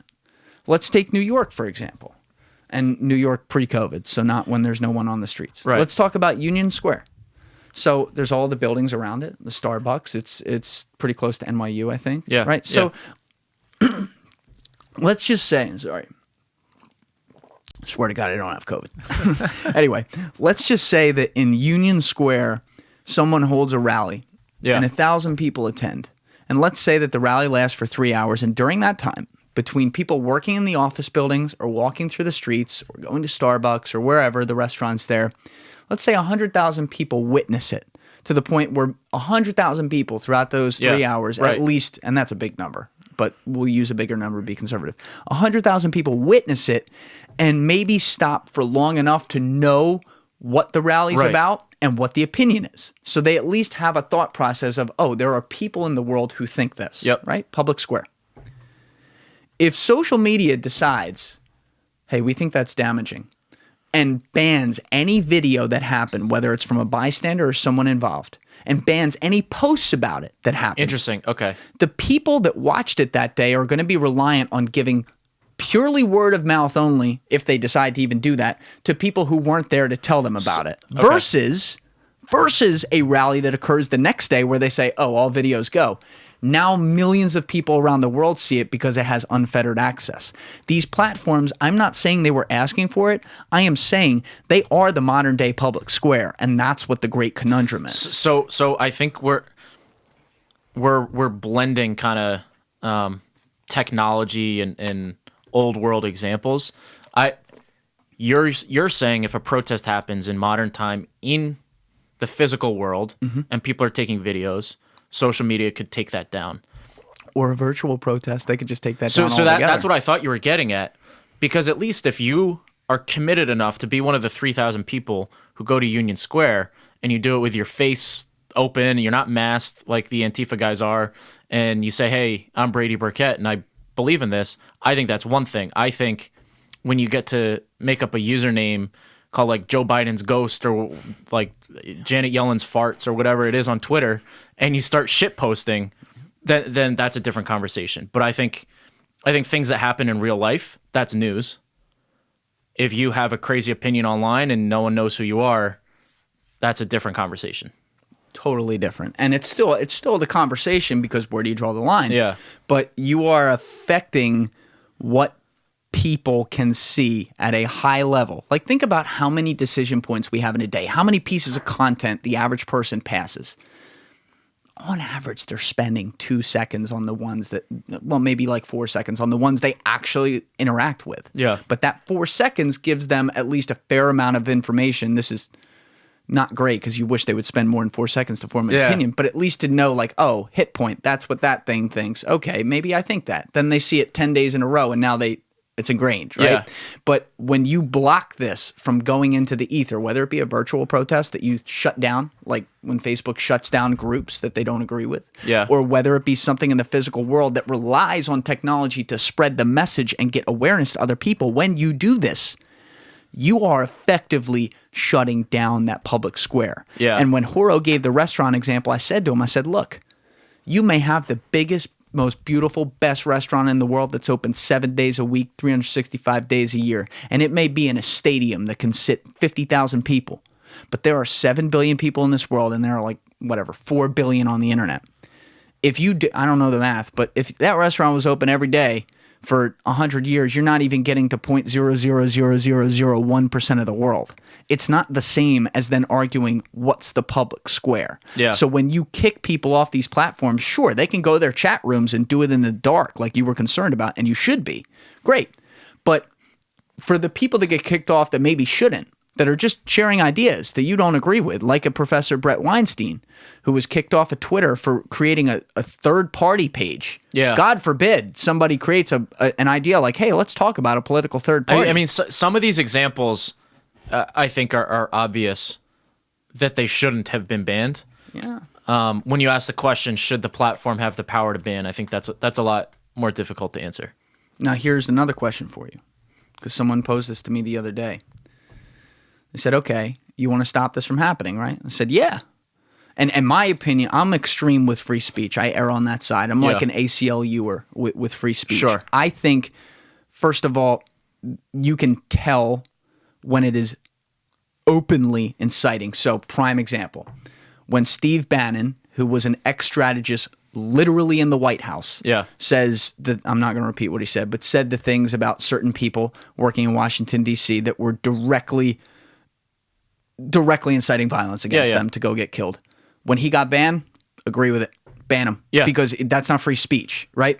But they're blurring the lines and they're banning people. Like, even when they banned Trump, if you actually read why they banned Trump, it was scary. The reasons they gave for doing it were nothing he said at the rally or whatever. And it was tweets that Twitter was admitting in there that they can read his mind. They just straight up ignored. So he at one point said, they were breaking down the tweet where he said 75 million great patriots believe X, Y, and Z. They then said the word patriot, they believe, was referring to the, 2,000 people who stormed the Capitol. He very clearly used whatever it is, a direct object or adjective, to say 75 million people who voted for him who were great patriots, because he said 75 million people who voted for me, great patriots. And yet they decided, no. The Patriots is referring to the 2,000 assholes that fucking broke in and were causing havoc. That's scary that they do that. So how many times have you seen multiple posts about the same story? It uses a hashtag, and you click on the hashtag and you just want to know what the fuck is going on. Sure, yeah. You click on a hashtag, you just see hundreds of tweets of people yelling at each other with no context. And we don't have that anymore. I want to be able to click on a hashtag and understand what's going on before I get wrapped up in forming an opinion. That's where we are. Is people forming opinions just based on your 240 characters, and you have no idea what they're thinking, what they're talking about, because you can't click a link. It's not hyperlinked to an essay. Even when it is, people don't click it. That's right. Yeah. Yeah, I think there's the meme that goes around. It's a screenshot, so it's not really a meme, of the World Economic Forum article saying the year is 2030 and you have no data and no privacy. Yeah. The number of people who actually read that, including the people who I would agree with are saying this is an issue, is low. Yeah. I read it. And it actually, that example, the article really does back up the title. You don't really have to read it to have the full context, but how many things are headlines where you gotta read it to know that, oh, that's a bullshit headline. They just are trying to get clicks. Yeah. And yet people make their opinion off that headline. Right.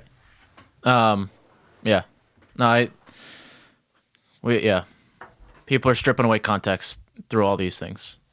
And things like long form conversations like this, there are the people who really fuck with it and listen to it, but they're the people like you who are already think about things, already are trained to look through the noise. And that's something I do too. You look at Rogan, who's the biggest guy in the space and the biggest, I think by math, media personality in the country.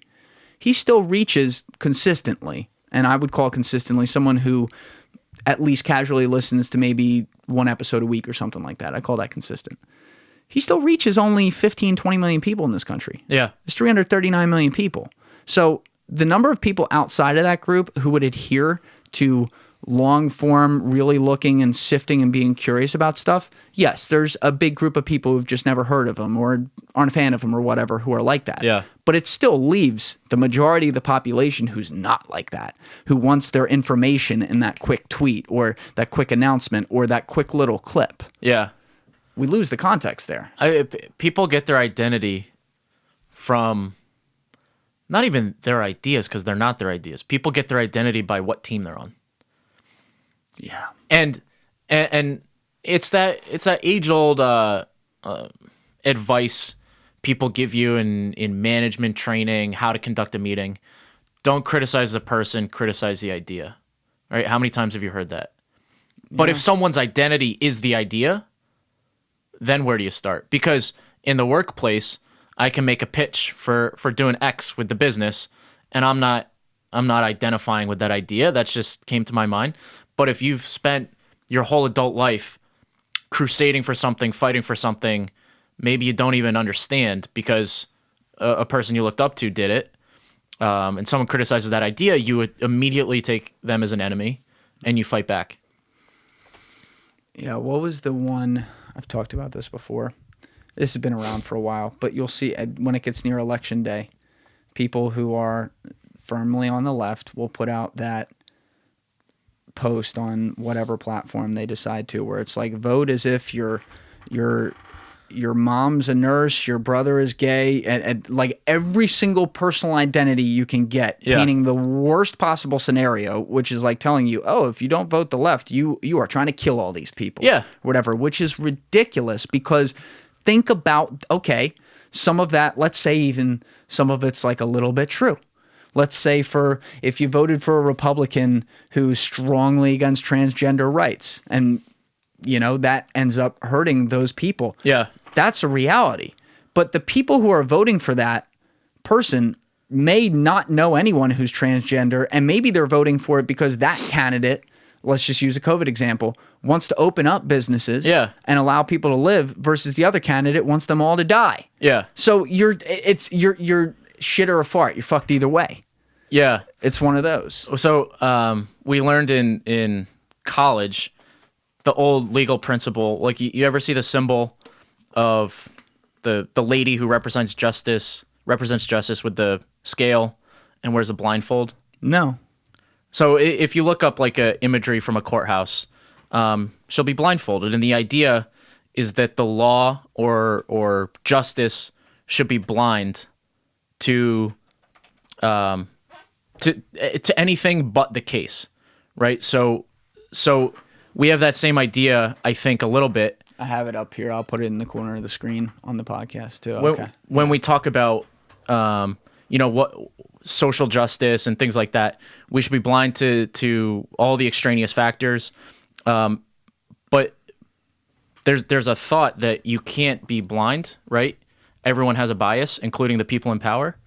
So rather than try to be blind, which we can't be, we should try to incorporate as many different viewpoints as possible. And when we do that, though, you just said this perfectly a minute or two ago. What was it? People attack ideas, or people aren't attacking ideas, they're attacking the person. Attack the idea, not the person. Yeah. Yeah. That's in a nutshell the problem.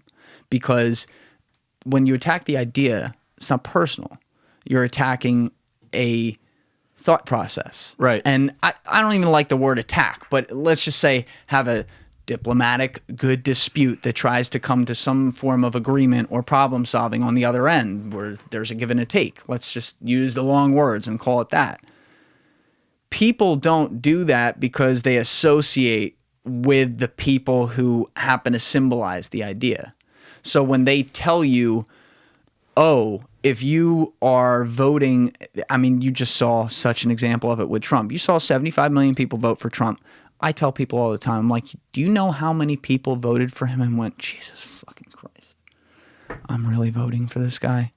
And just did it because they're like, well, he stands for this one idea, and that really affects me, and the alternative, I think, personally, is a disaster. But yet we judge them for voting for him. But that's the idea behind this, because if you admit to yourself that you're not going to have this blind system of justice, you need to incorporate every view possible. So when you incorporate every view possible, there's a million different reasons someone could support Trump or Mitch McConnell or whoever. But we jump to conclusions.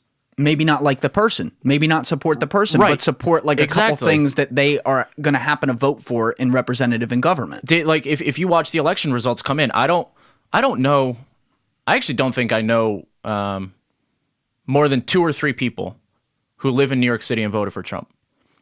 But the election, like millions of people voted for Trump. Guess what? Cops live somewhere. And when the left says they're going to defund police, cops aren't racist.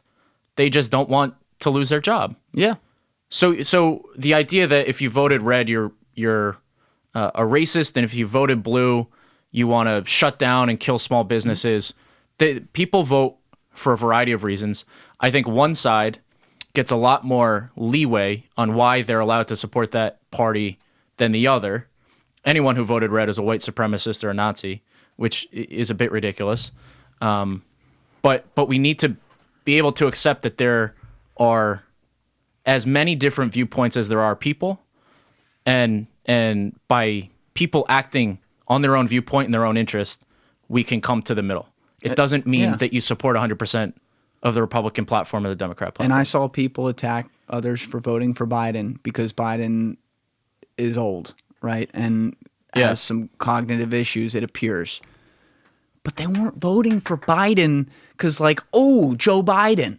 They were voting for him because they liked 1 or 2 things that his platform supported.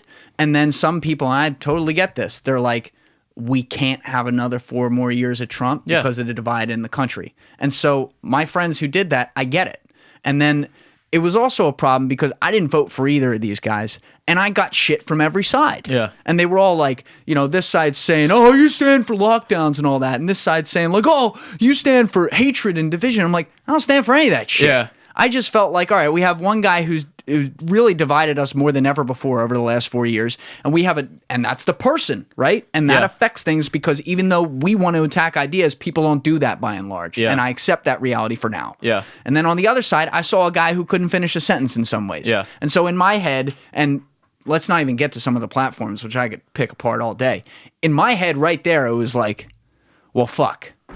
What is the choice that I want to endorse there? How do I think my life is going to be more positive in one way or the other? Yeah. And I could make a list of pros and cons of both of them, and it's long, man. Yeah. And so I just felt like especially the last 2 elections, and, you know, I don't think the choices in hindsight now, I liked Obama in 2012, but I don't think the choices of Mitt Romney or Obama were too strong either, or McCain and Obama. But in hindsight, 2016 and 2020, it was a shot glass or an acid trip.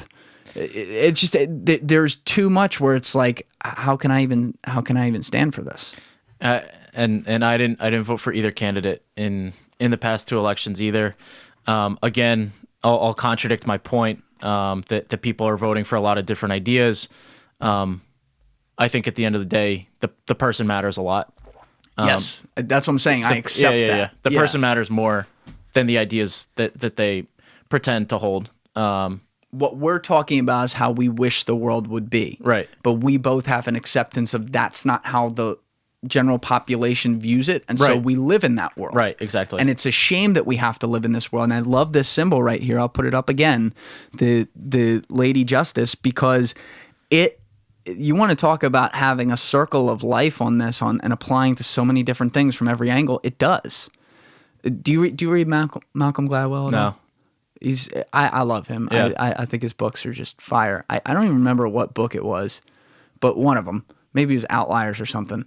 There was some kind of study, I'm going to remember some of this wrong, where they used software and I think even like a touch of artificial intelligence to judge how judges, I think in the Southern District of New York, treated non-convicts. I heard this story. Yeah, so people who were appearing in court for the first time. And they found that there was a very noticeable racial bias, and it had to do with bail and levels of bail and whether or not they granted it or how much they granted for. There was a clear racial bias. Yeah. So they would look at similar crimes in the legal code and they would see white guys versus black or Latino, and the judge was more likely, and it's not even like maybe some of the judges are racist, but it's not even like they are, but there's these inherent things that maybe they don't even consider that are built into them to be like, oh, this is a black guy. He might be more dangerous, right? And to take that and blow it up, that's why rather than have a judge decide every case who's trying to have a view from nowhere, we go to a jury of 13 people that can at least get closer to a view from everywhere. That's an interesting one. What? So you think, because a lot of the system relies on jury trials, jury of your peers. Right. Just talked about this a couple weeks ago with Kevin when he was on here because he's a lawyer and he really walked through this. I didn't realize how, I don't want to say common, but how more often than I realized people request a bench trial. Right. Where it's the judge who decides and no jury, and it's on a criminal trial. Yeah. And that's the opposite. Yeah. But the argument there is that there are certain, especially when it gets more complicated in law, a judge has more likely, or at least is calculated to have more likely of a true legal nuanced opinion on maybe things like self-defense and stuff like that it is in your interest to do it. So it does kind of work both ways. Yeah. But my other issue with it, and we didn't talk about this is what I'd want to ask you about is, yes, mathematically you're more likely to get your field of view with 12 or 13 people. Does it ever go to 13? Or is it just always 12? Oh, 12 Angry Men. Yeah, you're right. Okay. Yeah. I don't know. I don't know. Who knows? But either let's just call it 12. Yeah. Still, though, what's the process to get it there? The process is really fucked up to get it there. There, especially on high-profile cases, there are attorneys who are brought in to, and they're experts at it, and they're worth their weight in gold to game the system and psychologically. Isn't there a whole TV show about that? Is there? Yeah, Bull. Maybe. I don't know. He selects juries. That's his profession. Okay, well, there you go. Yeah. That's the point. And some of these guys are paid millions of dollars to do it. And they figure out, psychologically, that one right there, she's more likely to see our case this way. So they can still, and don't get me wrong, then one is fighting the other. The prosecutor fights some versus the defendant, fights some. But they can stack a jury and they can get it to where it's not just these unbiased 12, to say nothing of how many people get a jury duty and never show up. Right. Most of us. Right. Literally most of us. I found a jury duty like 3 months later from old mail that I never opened up, and I call up the courthouse and they're like, oh, no problem. Everyone misses it. Yeah. I'm like, well, who's showing up for this? Exactly. Yeah. And again, I'm not sure where I fall on this debate. But people talk all the time about recognize your bias and don't try to eliminate it from your actions, which I think is very important. A lot of us have inherent biases. We should try to eliminate that. But there's also a complex society we live in. And if someone is biased one way and another person is biased another way, whether it's on racial issues or anything in between, the idea of society is we meet in the middle by canceling out all these biases, right? So I think that's an idea that gets overlooked. I'm not saying, if you were raised by a racist dad, then go continue being a racist. Sure. But the point is, you don't have to be a perfect person, because the idea of society is be polite, interact with people, understand where they're coming from, and we'll all meet in the middle at some point. And that's the argument for the two fields of view you mentioned earlier, where you were saying in poli-sci, they teach you that there is always going to be two political parties. That's just the accepted system, which it's another conversation, but let's just assume that's the definition and they're right about that. Yeah. The idea is that if you have these two polar opposite systems, they do offset. And there's a level to which that still does effectively happen. It's just very ugly getting there. because the transparency of the bickering that gets us there is so bad that it leaves scars. Yeah. Not just on the people working in Congress, which they experienced for years, but now the public, because we see it play out on fucking Twitter. Yeah. So I don't know when that gets to a point where the anger boils up so much that doesn't even work. Because I am a firm proponent. Just look at life, man. The answer lies in the middle on most things. Yeah. Yeah. 100%. I wouldn't want to live in a society where everyone thought like me. That's the danger right now. Right. That's why I bring this up. That's why I'm talking about these platforms, because these platforms are taking away viewpoints that do not think like them. And I'm not even saying, like, I think QAnon's terrible. I've said that, right? Yeah. But that's just an extreme example. They also banned a podcast called Red Scare. I think it's called The Red Scare or something like that, which is two immigrant women who, I'm going to get some of this wrong, but I will put their podcast in the show notes so people can look through it. But my understanding, I hadn't really listened, they talk to people from all spectrums of the aisle. Yeah. They are on the left. They are feminists, but maybe they call them like TERFs or something. They're the feminists that don't think transgender women should be a part of the women's movement, which I've never looked at that enough, but okay. Like, they're a woman. They can hold that opinion.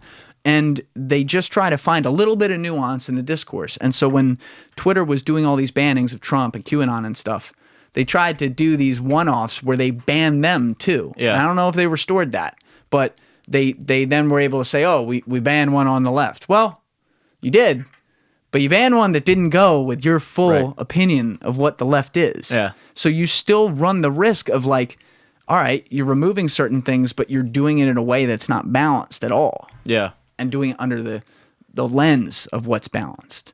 And so you're talking about what then people get to hear. And, well, what did these mainstream media outlets do?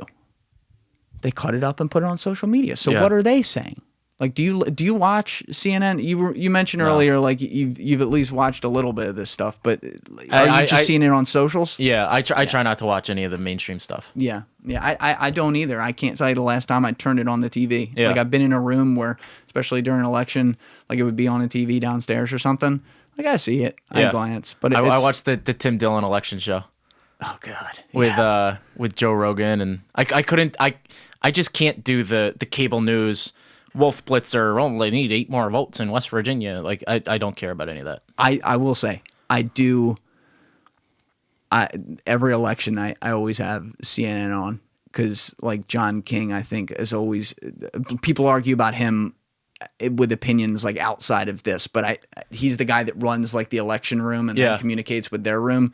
He's always, to me, been not going with the flow and going with whatever the fuck their data says, which who knows what to believe anymore. But I've always, actually, that's one night of the year I do watch CNN completely. Other than that, I don't watch any cable news. I used to be able to watch to laugh at it. I used to love to flip between, I guess, like, Maddow and Hannity just to see, like, how crazy it was.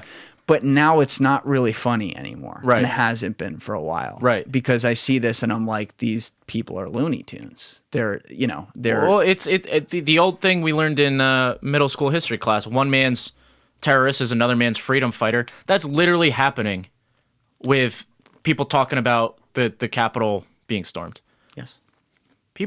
People on the right, Fox News is saying they're patriots who are going in to fix a fake election. Are they really? They're saying that? Well, more or less, right? Jesus Christ. I don't know if I don't know Hannity or they're saying it, but enough people on the right believe that they're doing the right thing, and enough people on the left are saying this is an attempted coup. Sure as shit what it looked like. Right. So I don't know how we reconcile that. Well, that's the other problem. Yeah.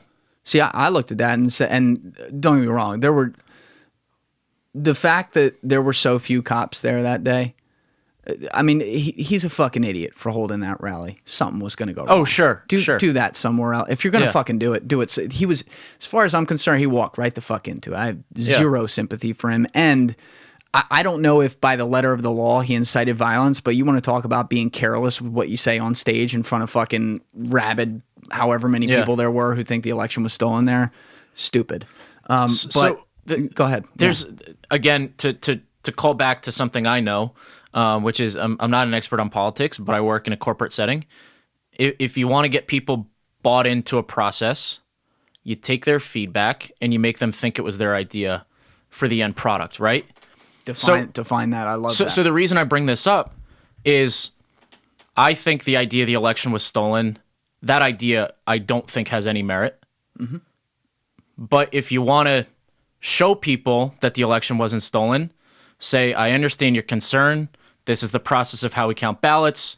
This is how we're going to go about verifying the election, instead of banning them from Twitter, calling them racist, calling them morons. It's a tactic of how to manage people, and I think we've lost that. Censoring their speech from day one on. Right. You push people into believing it more when you do that. Exactly.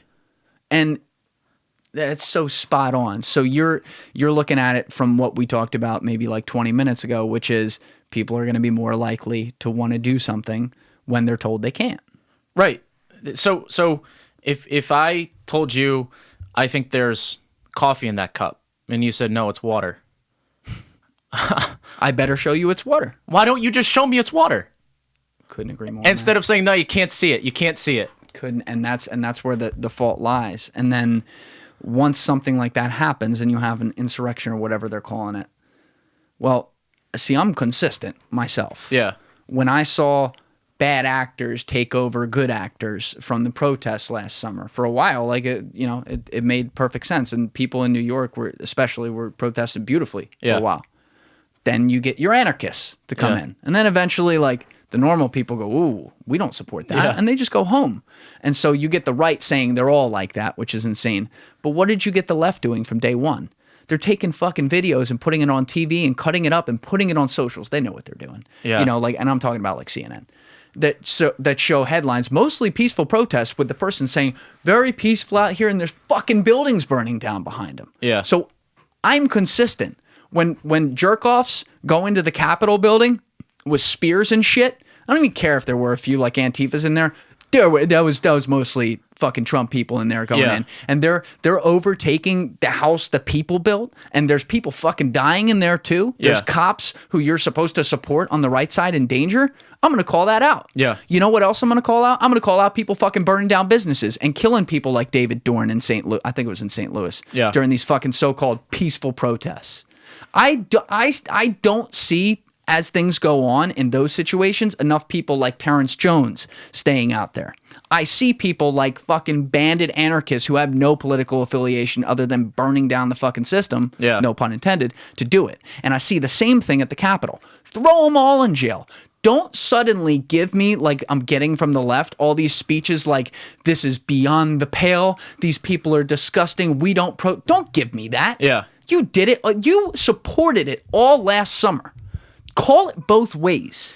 I have two immediate comments to that. Number one, when you see people breaking laws on both sides, breaking into buildings, setting them on fire, looting, trying to steal the Nancy Pelosi's podium, all garbage, that they should go to prison. On camera, too.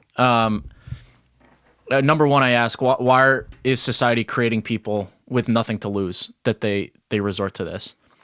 But then the other question I have is, why are we letting... So we have these two sides, and it's a classic tactic to make you think that the other side is violent and going to commit crimes against you, so you better go and be violent, commit crimes against them. We don't have people on both sides of the aisle condemning their own. Not at all. It's all about radicalizing your own and making the other side seem scarier. That's the problem. And I will say, I appreciated the fact that some Republicans came up to the plate and said that ain't it immediately. Yeah. Others didn't.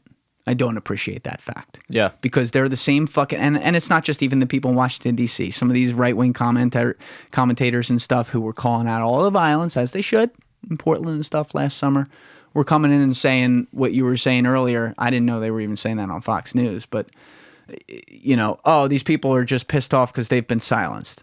It's not an excuse. It's not. You don't. It's not what this country's built on. Don't become what you hate. But that's what this system creates. Yeah. And what I worry about is that they are the same people who were telling us peaceful protests and shit all last year when they weren't, are the same people using this. Do you follow Glenn Greenwald at all? No, I know who he is. I haven't followed him on Twitter. I love him as a reporter because he's about, let's talk about all the unpopular opinions. I don't give a fuck which way they go. Yeah. And he's been warning for a long time that they were going to use some kind of event to tamp down or get down on domestic terrorism again. And that's what they've done with this. They've taken it, and they've taken those 2,000 assholes, or let's even call it a bigger number. Let's say it's 10,000 of them, and defined the whole batch that way. And now they keep on referring to the insurrection again, conveniently ignoring the problems from the other side of the spectrum of extreme. And they're now trying to define this as a cancer. And to bring it back to the free speech thing, you are now seeing these platforms which in the mainstream they support more of the left. It's just how it is, and it puts you in the funny position of feeling like you're defending the right. I'm not. I'm defending free speech on things. Right. You see people on the left going on TV openly talking about shutting down speech and using words like cleansing society. Right. So I have you read anything by Hayek? Hayek, the economist. So I know of him. I definitely have not read him.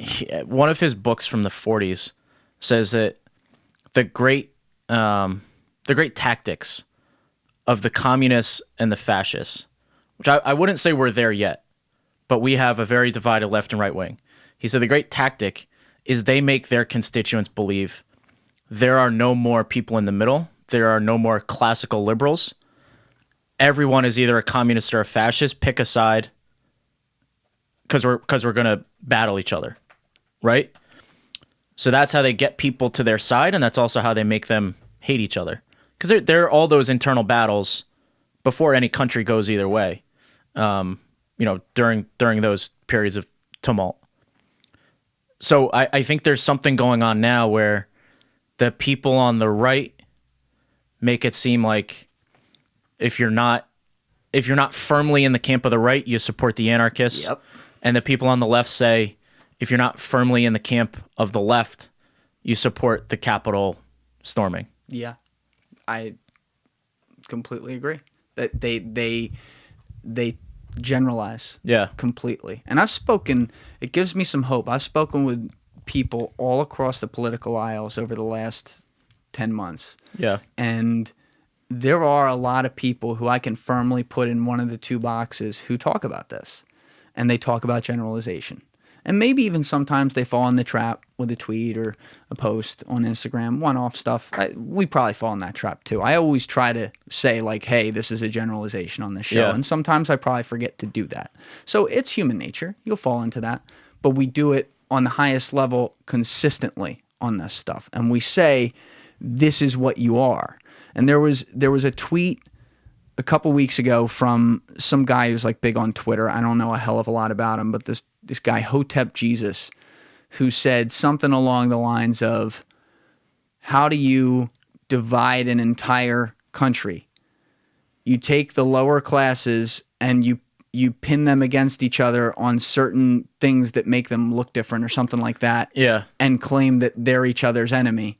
And at the top, you just keep, and he said it way better than this, but you just keep playing puppeteer. Exactly. And you make the people who have more in common down there with why they ended up down there and why things like the middle class are shrinking away. You make them think that they're each other's enemy rather than the people who have caused that, rather than the people who have allowed things like the wealth gap, like Dr. Pinker always says, to data-backed continue to just go whoop, and separate like this. Yeah. Over, and if you're listening, not watching, I'm separating my hands big time. Separate like crazy since the 1980s with no end in sight. And oh, by the way, coronavirus is now the biggest red button of them all because the biggest elites, the Amazons of the world and stuff, the Googles, whatever, they were allowed to continue while all the people who were still hanging on to that middle class, like the small businesses, are fucked. Yeah. You ignore it.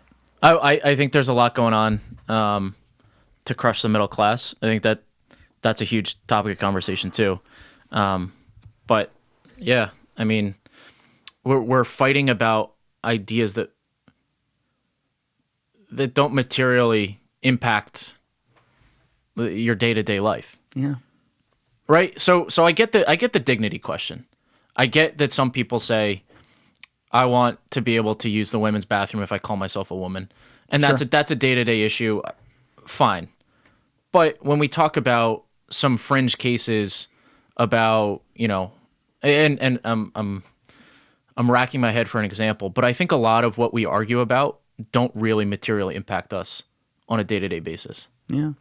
It matters a lot more, where you work, who your boss is, who your friends and family are, than it does who's president. But you would think that's not the case. That people's day-to-day hinges on whether Trump or Biden's in the office. Yeah, I don't remember who said that, but someone who was on this podcast said something along the lines of, if you wake up every day and think that your life is completely fucked because of who sits in the Oval Office, you're looking at things the wrong way. He's not saying it's positive, but, There's a Bill Burr joke. Oh, really? Yeah. When Trump got in, I think he was on his podcast. He said, did Obama make you coffee in the morning? Did Obama tuck you in at night? Yeah. 99.9% of your life is between you, your friends, your family, your coworkers, your boss, maybe some things going on with your local city. Yeah. But it's certainly not whoever the president is. How many people, including you and me, by the way, I'll be the first to raise my hand and say, couldn't even tell you a name. How many people go into the booth and even know who's running for assemblyman and no. what they've done? No, I have no idea. That's one example, but Yeah. all these things. Yeah. Running for sheriff even. How many people know who the fuck the people are? Yeah, no. Nobody. Because Yeah. we have lives. We have things. We don't have time. I was talking with someone a few weeks ago who was talking about, we're really good at handing out voter pamphlets. And in a way, I was like, oh, wow, that's great. Now, the voter pamphlets that they were handing out were biased, and I'm not going to say which direction, but they were biased in one way or the other. So I'm like, okay, they're sending out, I guess it was like email newsletters or whatever. I'm saying they're sending out these email newsletters, and it could be from PragerU or Pod Save America, right? Yeah. You could, either example applies because places like that are doing stuff like this, and they're educating people based on what they want to educate them with, and then people still can't even name who the people are or what they really have said in the past because they get this rose-colored view in one direction of who they are. I think this is a really interesting conversation that I don't think enough people are talking about, because our political parties in this country have a national brand that are dictated on national issues. But Go off. But we use the same parties to determine local elections. And I don't know why that exists, how it evolved to become that. But we all know a Republican in Tennessee does not have the same views as a Republican in Staten Island. So we're using these national brands. I think that's why we see a lot of one-party states, a lot of one-party cities, because the national media, who has the distribution, is talking about Nancy Pelosi represents all Democrats and Mitch McConnell represents all Republicans, and you think that's who's running for assembly, city council. I don't agree with Mitch McConnell on this. I'm voting blue. When if you had picked up your local village newspaper or talked to people on the street about who these people are running, Democrat, Republican, for whatever reason we decided to use the same names, that doesn't get into people. So I don't know the full impact of that, but we see California completely blue, New York completely blue. There are some states that are completely red. I don't know. They're less populous, so I don't know who they are, but even New York, though. So I want to ask you about this. Yeah. And I could say this about California, but New York is a way better example. Yeah. Where's the majority of New York's population? In the city. Right. Yeah. There's a big state out there. Yeah. Do you know how red a lot of New York is? Oh, sure. Yet you go 2 hours northwest of New York City, it's a different country. Yeah. Different. So I'm just giving your example even more. It's even intrastate. Yeah. Yet we just say, blue state. Yeah. Right? Yeah, and we for say, sure. We say, red state for Florida, which now appears to be like a red state. There's some big blue pockets there. Yeah. You think people in Tampa, people in Orlando, people in Miami agree with the people in Central Florida? No, they fucking don't. Well, the people in Western New York don't agree with the people in Central Florida, but we still call them all Republican. Yes. And I get it on the national stage. You need to form a coalition to win these votes to pass a law. But I don't get, because it all comes down to the branding wouldn't matter if you knew who you were voting for, but people don't take the time. People don't have the time. So you trust the brand, and the national brand gets more distribution than the local brand. And you know what both brands push? They both push Democrat, Republican, and anything else. But let's just use those two because they're the ones that matter. They both push politicians being saviors. Yeah. They push politicians answering the higher calling and doing good for society. Yeah. And bringing American values and freedom and justice and liberty.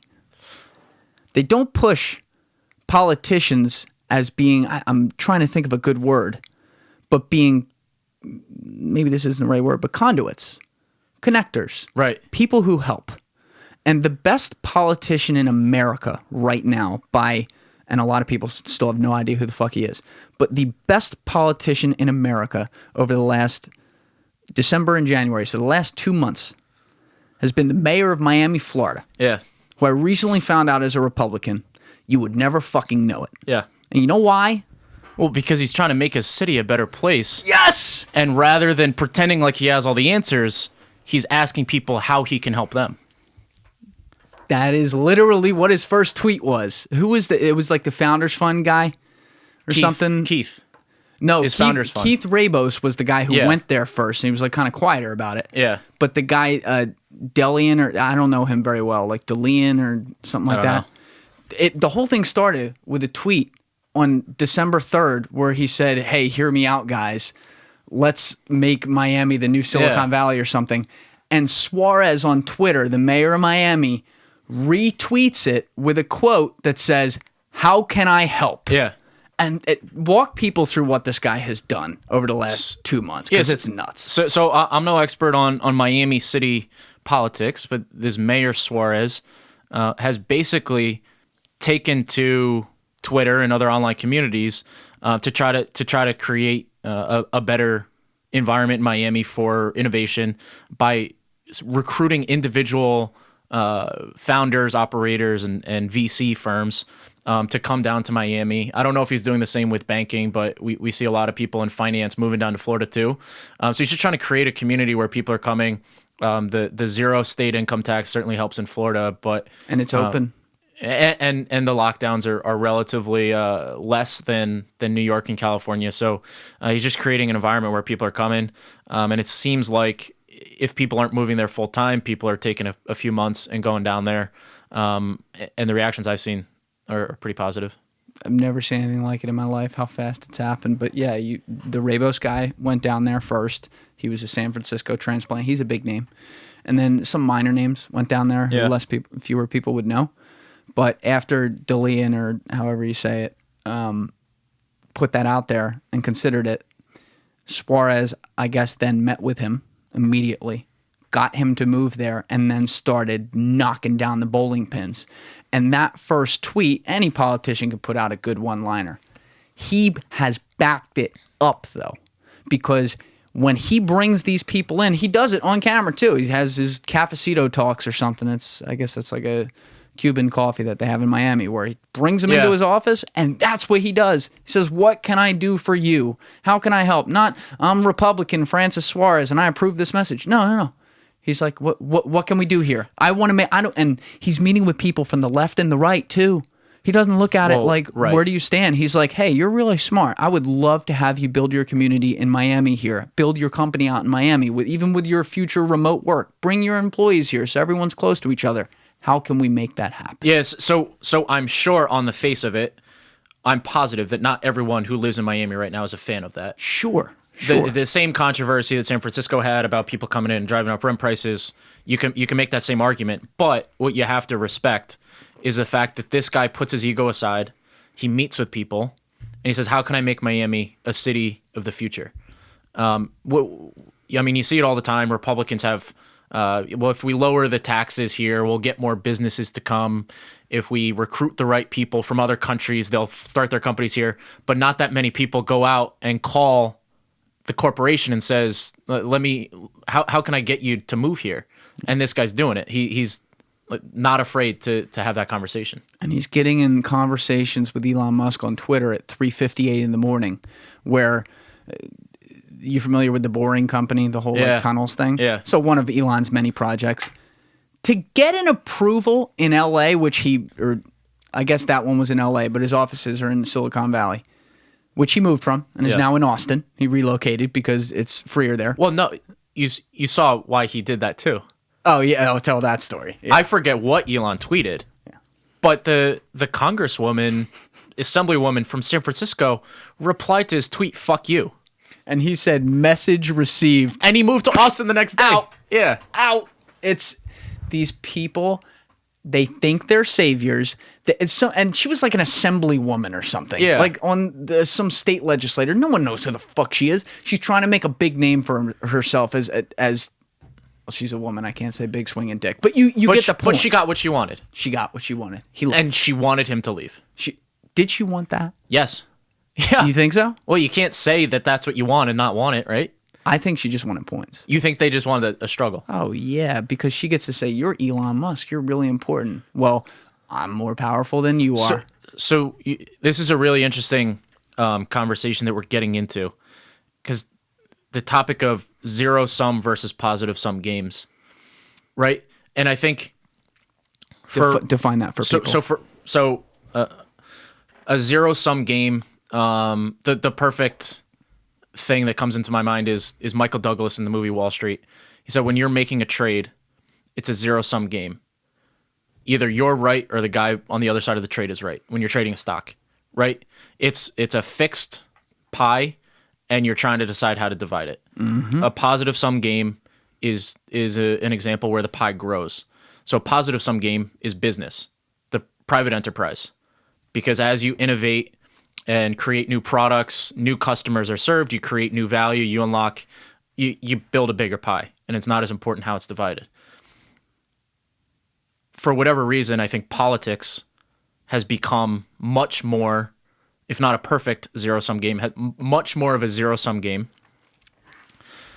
And business, especially in Silicon Valley with network effects, capital, has become a positive-sum game. If a startup with 10 founders, PayPal Mafia is a perfect example, right? The startup, they build it successfully, provide value to all their customers, and they IPO, and now each of them are worth $1 billion.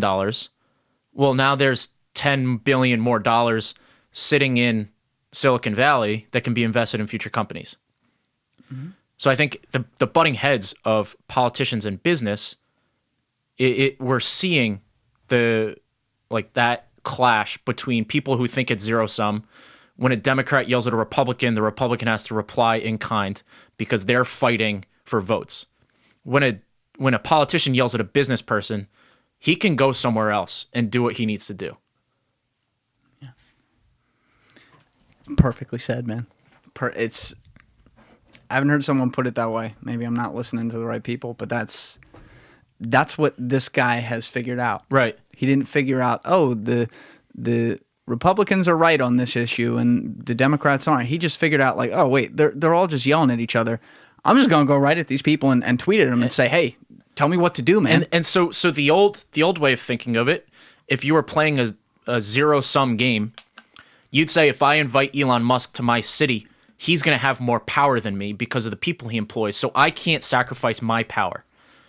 But what this guy Suarez is saying, and maybe some other people out there are saying, if I invite Elon Musk to my city, he'll have more power than me, but I'll have more power and more resources to make my city a better place.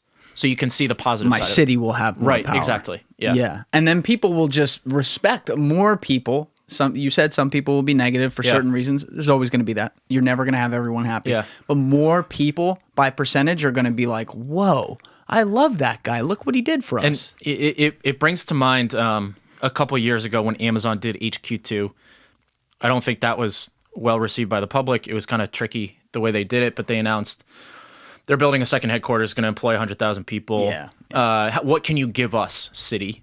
And they ultimately picked New York for part of it. And almost immediately, the politicians in Queens in particular, but New York City and New York State in general, turned on Amazon and said, we don't want your headquarters here because you underpay your people. Whatever the classic argument is against big business, they made, and Amazon pulled the proposal to build a HQ2 there.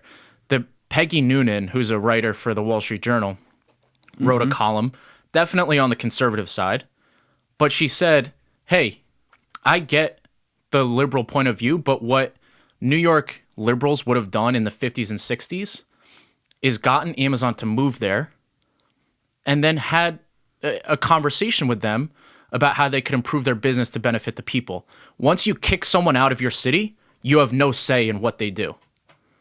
The politicians in Queens now cannot call Jeff Bezos and understand why he's doing what he's doing and try to convince him another way. That's still left for people in Seattle because he doesn't have an office in New York. But if you can bring them in, you get a seat at the table, you can convince them otherwise. And I think it's lost when you just attack people. It works both ways. And I didn't even know, I never thought of it this way, but you just gave a perfect dichotomy for the current situation. And I'll point to, let's say, the dynamic between Jeff Bezos / Amazon with New York versus the dynamic of now Elon Musk with Suarez, which we have to see this play out. But early on, we can do some takeaways from their public conversation on Twitter. Bezos and Amazon, you just said it. They went in there and said, here are our demands. Right. We're fucking Amazon. We get to do what we want to do. So immediately, I'll defend the politicians here. That puts them in the back seat. Yeah. As they go, oh, you're going to come in and demand what to do with our state. You piss them off. You get the equal but opposite reaction, and it causes the same friction and problem. With Suarez and Musk was talking about, I forget how it came up, but he was talking on Twitter about building the tunnels. And so he's gotten some permits to build a tunnel in LA before. It took him, I don't know, a week to get it. Like Elon Musk should have to really ask, not for a tunnel, to dig one hole. Yeah.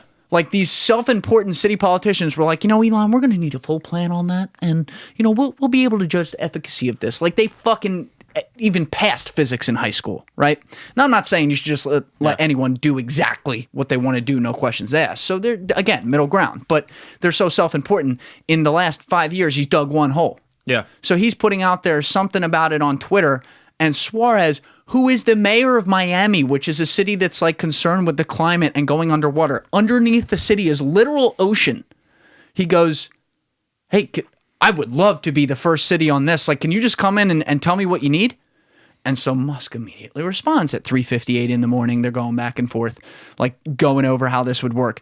And instead of saying, yes, I will come in and give you my demands and exactly what needs to happen and take it or leave it, he went through, hey, here's what I think. I think traffic is a huge problem. I know it's probably a problem in your city. My goal is to, and I'm paraphrasing here, would be to eliminate traffic and be able to utilize ways that build a couple levels so that people can save time and stuff. So if Miami is down to talk about this, I know I talked with your governor about this briefly before, would love to come in and see how we can make it work. He didn't say, here's my dick on the table, take it or leave it. He said, hey, here's why I think it's going to be good for you. And it's this beautiful back and forth where there's a give and a take. We don't get that. You didn't get that with Amazon. The businesses have to take responsibility for this too. They can't just come in and be like, we're going to do whatever the fuck we want to do. Yeah. It's not fair. Right. I get that view. But again, we're talking about Elon Musk and Mayor Suarez. These are big time people. But you can always think about much closer to home examples. If you work for a boss and every time you had an idea to make the company better and all he said was no, how long would you want to work with that boss anymore? If you had a boss and you said, I want to dig a tunnel under the city of Miami, and he says, that's a good idea. I had that idea myself 5 years ago. Here's why it didn't work. Do you have any new information that I missed? Right? So you can determine, okay, that's a good boss, that's a bad boss, but it's a little bit more rare when it comes to these business politics conversations, when people at such a high level kind of have an ego about them and just want to have their way. Yeah, there's the there's the boss that says every reason why it can't be done, and there's the one who says, how can it happen? Yeah. And you're right. It's the same dynamic. And you know what? To be personal about it, that was when I look at banks, and my joke on today's mug is a little nod to what you do, RIP Right. banks. I've never hated a groupthink ideology more in my life outside of politics than what I experienced in a bank. Politics is a whole nother issue. But it's not like there were a lot of bad people working there, or it's not like everyone was not talented. There were plenty of very talented people there.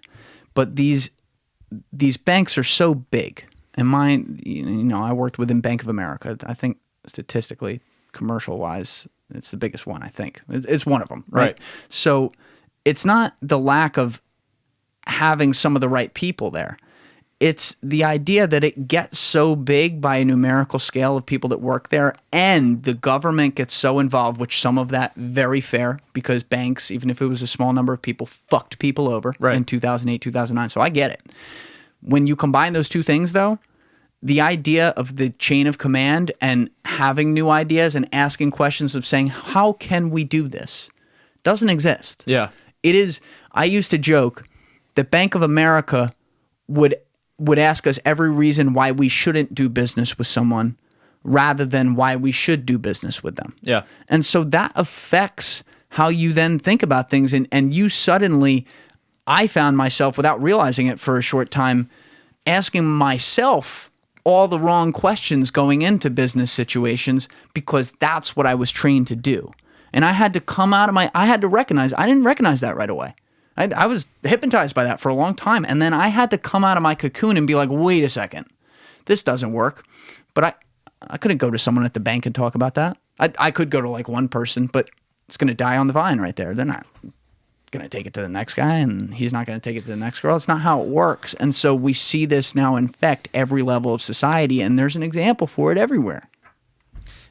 I think you talk about it being a bank issue or a big organization issue.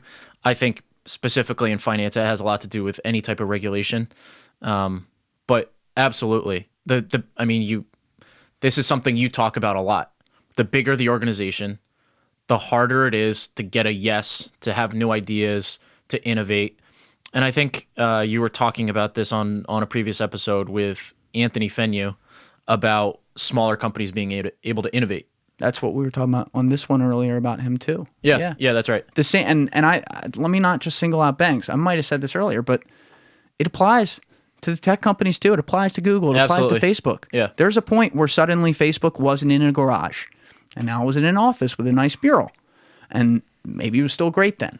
And then, and it's not like they're all bad, right? They do a lot of good things still, but at some point, it crossed over from how can we make things possible and how can we do something to quote unquote change the world to, okay, how can we iterate on top of this to be able to report for our Q3 earnings and be able to get a good result and have investors be confident in the efficacy of this business moving forward over the next rolling 2 quarters. Right.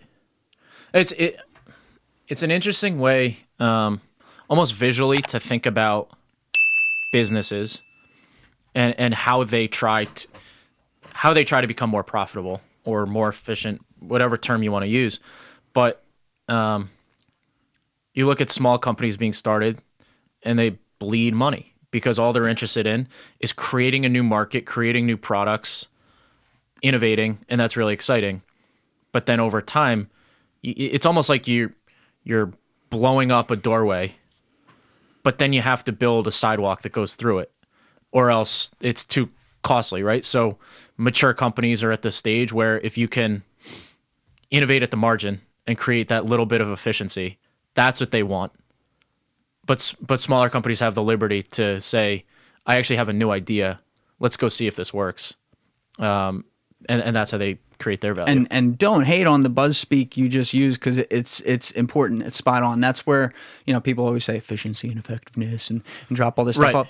You're dead fucking on with that though. Yeah. There is this happy medium of, okay, we want to move fast and break shit and invent cool new shit to change the world and all that, right? But you do have to recognize that money is the lifeblood of your company.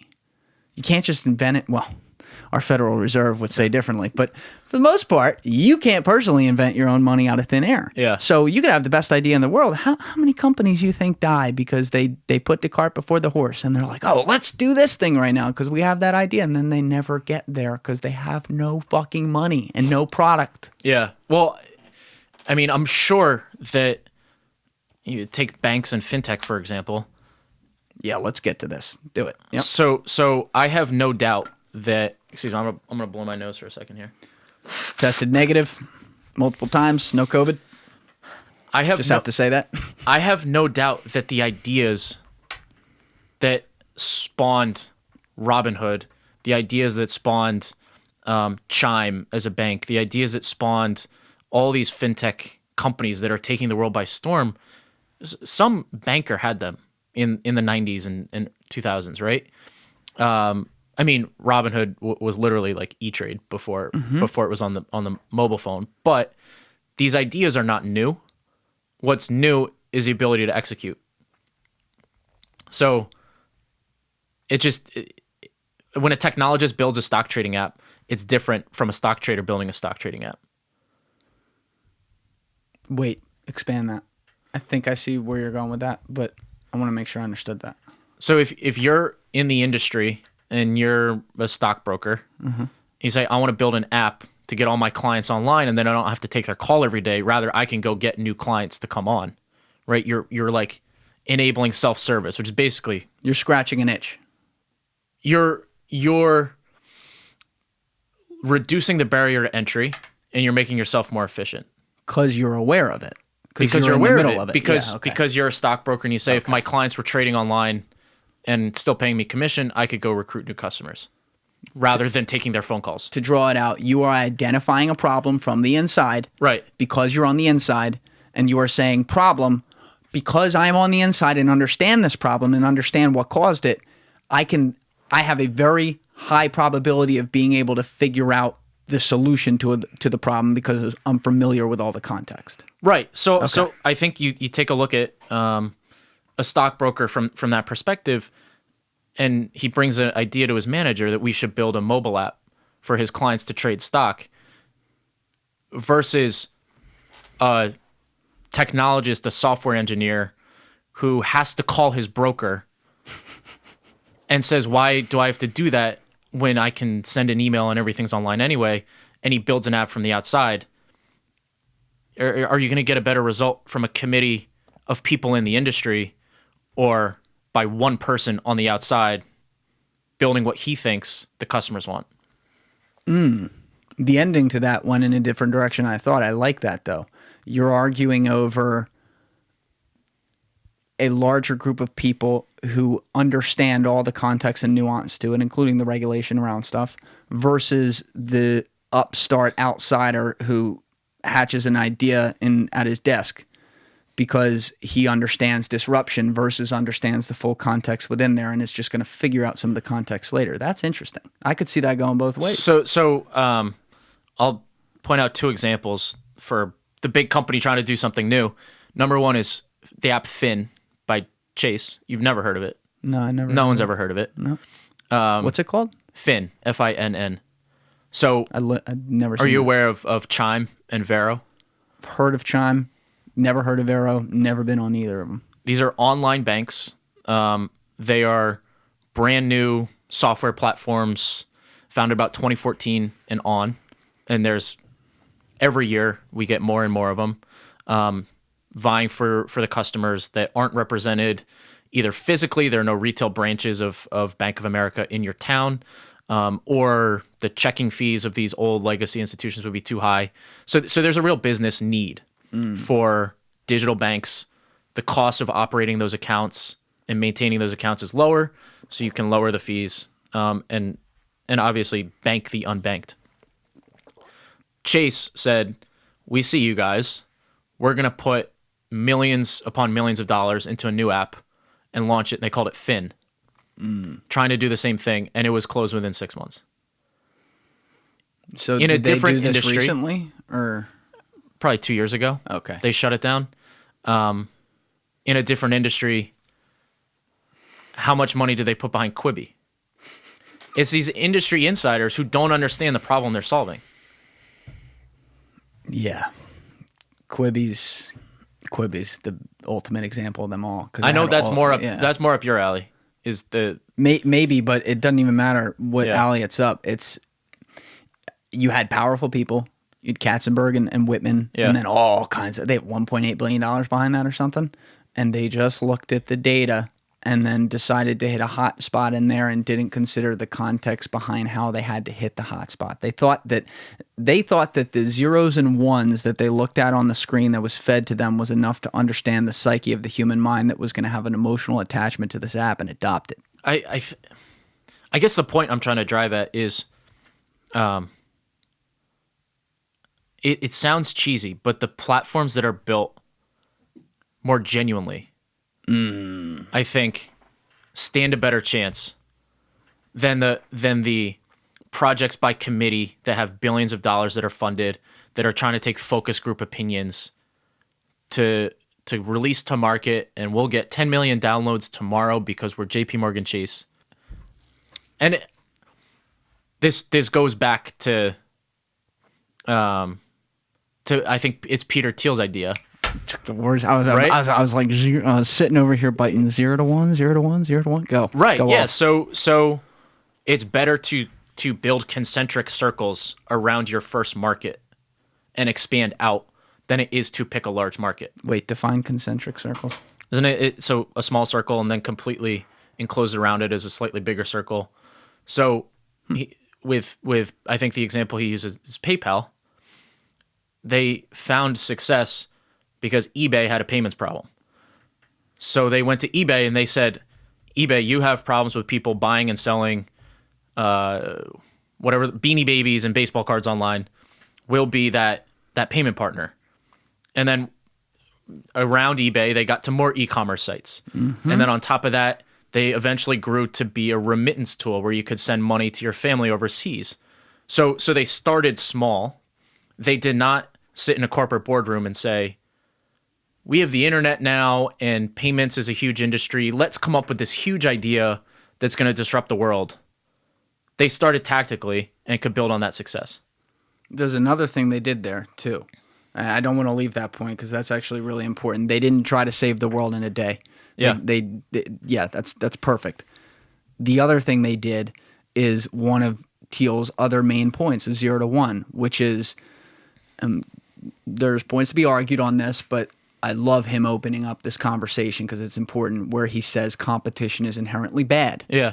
And Fenu pointed this out in his episode, but the example he gives is you don't want to be the 8th Korean restaurant in LA in the same district because you're just competing. It turns into a price war and you're just trying to beat what the other guy already did. I watched a talk he gave, I think it was at Stanford, and he said, not only do you want to be free of competition, and where you have competition, your business will fail, but he said, watch the language the businesses use to talk about themselves.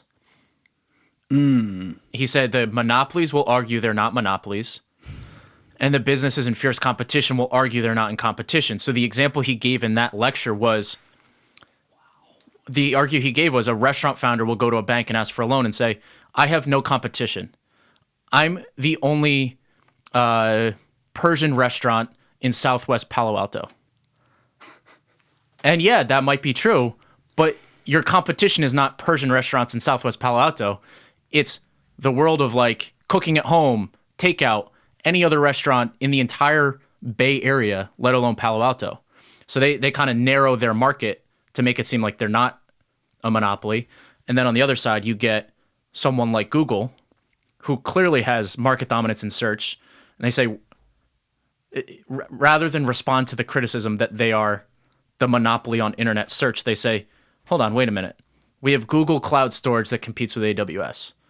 We have Waymo that competes with other self-driving car units. We have YouTube that competes with Vimeo. So they start piecing together to defend themselves. So I love that way of thinking about how businesses talk about it themselves. And it's almost like Thiel is obviously an investor. And he's like, among other things. Yeah. and it's like, if you want to invest in a monopoly, Like you want to listen for those clues that they're saying they're not a monopoly versus the opposite. People take on the role they think they're supposed to play to gain the support of some sort of barrier to what they want to do. So if you are the restaurant that's saying I'm not in competition, you are trying to sell a bank on giving you a loan that you are going to rely on to hopefully not be in competition because you need that money to be able to remove the competition. Yeah. So you're lying about it. If you are Google trying to say we have all these competitors and picking it apart, you are doing that so you can continue to be the monopoly that doesn't have real competitors that can pick you apart and control the market and not have the government come in and stop you from doing so. It's similar to the psychology of when people say most criticism is some sort of self-reflection that you hate in yourself. It's in the same family. Yeah. You see what I'm saying? Yeah. Crazy. But I just think that book is so important, and you're a big fan of Thiel, just from our conversations. I am too. I think it's so important because even if you don't agree with everything he said, and I don't even know where I stand on some of the stuff he said, he so brilliantly and succinctly, in an easy to understand way, lays out all these one-liner points that are then backed by his boom, boom, boom, boom, boom data, that it opens up all these conversations and makes you ask questions, which, I mean, that's the tagline on the intro to this podcast. Yeah. Start asking questions. And 0 to 1, anyone can read in like 2 or 3 hours. It's a very short book. But this is another one that comes full circle because you have on the one end the upstart that needs to be able to get there to try to be a power, and on the other end you have the power that needs to try to stay there to try to stay a power. But there's all these others in between too. And then how do you decide which is right? Which one do you prefer? Do you like a certain type of competition, or do you think that there's more utility to the masses through not just products that all of us can use, especially with internet type companies, so not restaurants, but also with the economy that creates through jobs and downstream economics and whatever? Are you okay with trading off things being a monopoly or something like that? And I want to talk about fintech because you've been in this space. You hinted at it a few times, or maybe even said it a few times earlier. You've been in this space for a long time. And from the outside, it's been really cool seeing you just have a totally, and I mean this in a good way, a more and more warped view of how things stand with systems that we've just come to accept. So banking being the ultimate established monopoly system where these small number of big banks and then their little redheaded brothers and stepsisters and stuff who are the smaller regional banks who get the scraps. This little group has controlled how everyone controls their money. Very similarly, by the way, to how we talked about healthcare insurance companies. Yeah. A small group of them controls how we get health. If there are two things besides oxygen and I guess electricity, minus our friends in the Amish community, Amish, however you say it, if there are two things that tie us all together, it is our health and our money. And those are also arguably the two things that the average American, including very smart people, have, including myself on healthcare especially, have very little understanding of. And when you look at it right now, I'll speak towards money because I want to go to what you're doing, and I know less on healthcare. As I said, right now, I think we are seeing the biggest threat ever. I think that's just a mainstream opinion at this point to the established banks. One man's threat is another man's opportunity, right? Sure. Yeah. So first of all, let's start bare bones here. Tell people where you work. Sure. And what you guys do, and then we'll relate that out into the whole ecosystem of the things you're seeing. So I work on the new business team at a company called Currencycloud. Currencycloud is a later stage startup. We have about 300 employees. And what our company does is provide a cross-border payment platform completely built on APIs. Okay, English. So any type of cross-border, cross-currency transaction that you need to make. What's an example? You need to send money to your relatives in India. Okay.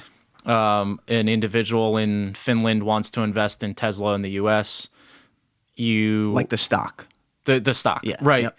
Or I think more realistically, it's a lot of business to business payments, paying supply chain, paying a developer overseas in the Ukraine, whatever that is. So if I'm Toyota and I have a plant in Mexico City and I'm located in Japan, I guess, if I want to send my pesos from Mexico City to Japan, you play a role in this process. And what our company does is we don't go direct to market. So you're never going to log into Currencycloud and make a transaction. What we do is we sit in that next layer. We're really an infrastructure provider. So Middleman. We're kind of the back end. So what we do is we enable small companies to get to market quickly because we've built the entire global payments infrastructure. You can spend 4 weeks integrating to us by API, or you can go out and spend 3 years building this. Okay, outside of the API thing, because a lot of people hear that and they may know what an API is, but it's still like a little confusing how that goes. Let's say I'm Robinhood. Yeah. And I'm nascent. So not Robinhood now, it's taking control, but I'm Robinhood and I'm trying to come to market. So whatever that was, 3 years ago, 4 years ago. When I hire Currencycloud, am I doing that so that someone because you just kind of use this example, I just want to make sure I got it right. Someone in Italy who wants to invest in Tesla can do that immediately, meaning at 6 p.m. Italian time, 12 p.m. here, when our market's open, they can buy a stock on Robinhood with a flip of their finger, and now the money is started in that 2-day settlement process that immediately gives them custody of the Tesla to say you bought it at 12 p.m. U.S. Eastern Standard Time. Yeah, more or less. I mean, we obviously can't control when the markets are open. Sure. But yes, we fit in that stack. So the exact use case we probably couldn't do today, but more or less companies can use us to build that use case in. So we're doing that there's a company called Free Trade in the UK, Winvesta. They are companies in the UK focused on getting their customers access to US equities. We have partners in the US, we have partners in the UK, obviously have many banking partners. So we facilitate that entire transaction. If you log into your app and you say, you can see the price of Tesla in euros because our APIs give the real-time FX rate. So it's a lot better than you calling a broker in New York and either wiring him funds from your bank account or mailing a check. You're also like an instantaneous translator then. That's a big part of your value prop because you show people in real time what things look like in their context. So you show someone in Europe what it looks like in the Euro context and immediately allow for the standard transfer. Yeah. So it's all real time. Do you work with crypto? We don't. We had some crypto clients, so this is a hot button thing within the company. I'm glad you brought it up because I love talking about crypto. And yeah, because my you friends know a lot about it. My friends definitely hear me talk a little too much about that. So we had some clients that were doing crypto. A good example is eToro. You might have heard of eToro. Yep. They're a current client of Currencycloud. They do stuff with crypto. We just don't touch it. But banks have become very nervous about touching crypto in the last few years. And so we are so reliant on our banking partners, right? We're not, we don't provide our own foreign exchange liquidity. We have to trade through a tier 0 bank. Oh, so you have to. So you have to disclose to them your clients because you're trading on their behalf. So it's a whole process. So we have a little bit of restriction there. So you would have to disclose to banks that, oh, by the way, what you're churning out in US dollars right now, let's use that example, is going to fund someone buying crypto. Yeah. And now the banks say, ooh, we're attached to that. That could make us liable. Yeah. I know that language. The banks need a source of funds, and if the source of funds is proceeds of a crypto sale, This is why banks are in deep shit. Because don't get me wrong, there's a lot of shit in the crypto world. We know that. We know there's a lot of bullshit. But the crypto space, and we'll talk about this, but they are innovating to solve for problems that have, the best example would be what happened in 2008 where it was banks at fault that did that. And the thing about banks is they're so compliant tight, especially in light of 2008, that they can't look at innovation like this. Right. When I was at Bank of America, we weren't allowed to talk to our clients about crypto. We couldn't say the word. I never broke that rule. Just leave that there. Anyway, but we couldn't even say the word. And so now I'm looking at you guys as a company going and trying to like sell a bank on, hey, by the way, when you trade that out, you're going to be trading out Tether, which is a bad example right now, but you'll be trading out whatever coin for US dollars. And I could just see every lawyer in a room in Manhattan and on Park Avenue going, yo, no, we're not doing that. That's how it works. And I think I'm in the fintech space. I'm pro fintech companies, but I think we are starting to see, rather than banks versus fintech and crypto being a part of that fintech, it is banks partnering with fintech and crypto is on the outside. So that's what's developing. That. So for all these companies that are getting to market, whether it's a small business banking platform, a consumer finance app, consumer banking on your mobile phone, the only way to get to market in the US is to partner with a bank and ride on their FDIC charter. They're not handing out new FDIC charters. There's one, Vero Money got it. Maybe SoFi will get it. And who hands that out at government? The OCC, I think. Maybe there's probably a Some number of committee. Yeah. Right. Okay. So really what we're seeing in the fintech space is the smaller banks who need to take more risks to stay alive are letting these fintechs build on top of their compliance regime to take customers away from the bigger banks. And they're taking a risk doing that. Yeah, a big risk. It's now, if you're one of the big banks that does this is Evolve Bank. They're in the Midwest. Have you ever heard of them? Nope. They're a commercial bank in the Midwest. They probably have more flexibility to do something like that because they don't have the billions of deposits on file. They don't have the hundreds of millions of customers that the Bank of America has. So they can kind of rip out their tech stack and put something new in place. So they have that lean advantage to take on these fintech clients in a more efficient way. But crypto is still very much outside of that world. Yeah, and this is kind of a can of worms because I'm trying to think what direction to even take this because there's a whole lot of ways we can go. But just to keep things higher level and make sure everyone's on the same page here, I do it. Obviously, you do it because you work in it. But we throw around this term fintech all the time, and obviously stands for financial technology. But there are so many angles to finance in the legacy financial system before we even touch crypto, right? There are so many, whether it be investments or cash transfers or exchanges or credit or systems of record keeping or back office operations or clear. I mean, I could go on and on and on because I worked in that world and I actually know some of it at least. But people throw the fintech buzzword on it to almost like Silicon Valley, a segment of the tech industry, to be able to say, we're coming in to disrupt and fuck up the whole system, which I'm all for. But they're coming at it from so many different angles, and everything's regulated, but you want to talk about regulatory or whatever loopholes that you got to try to jump through and the red tape everywhere.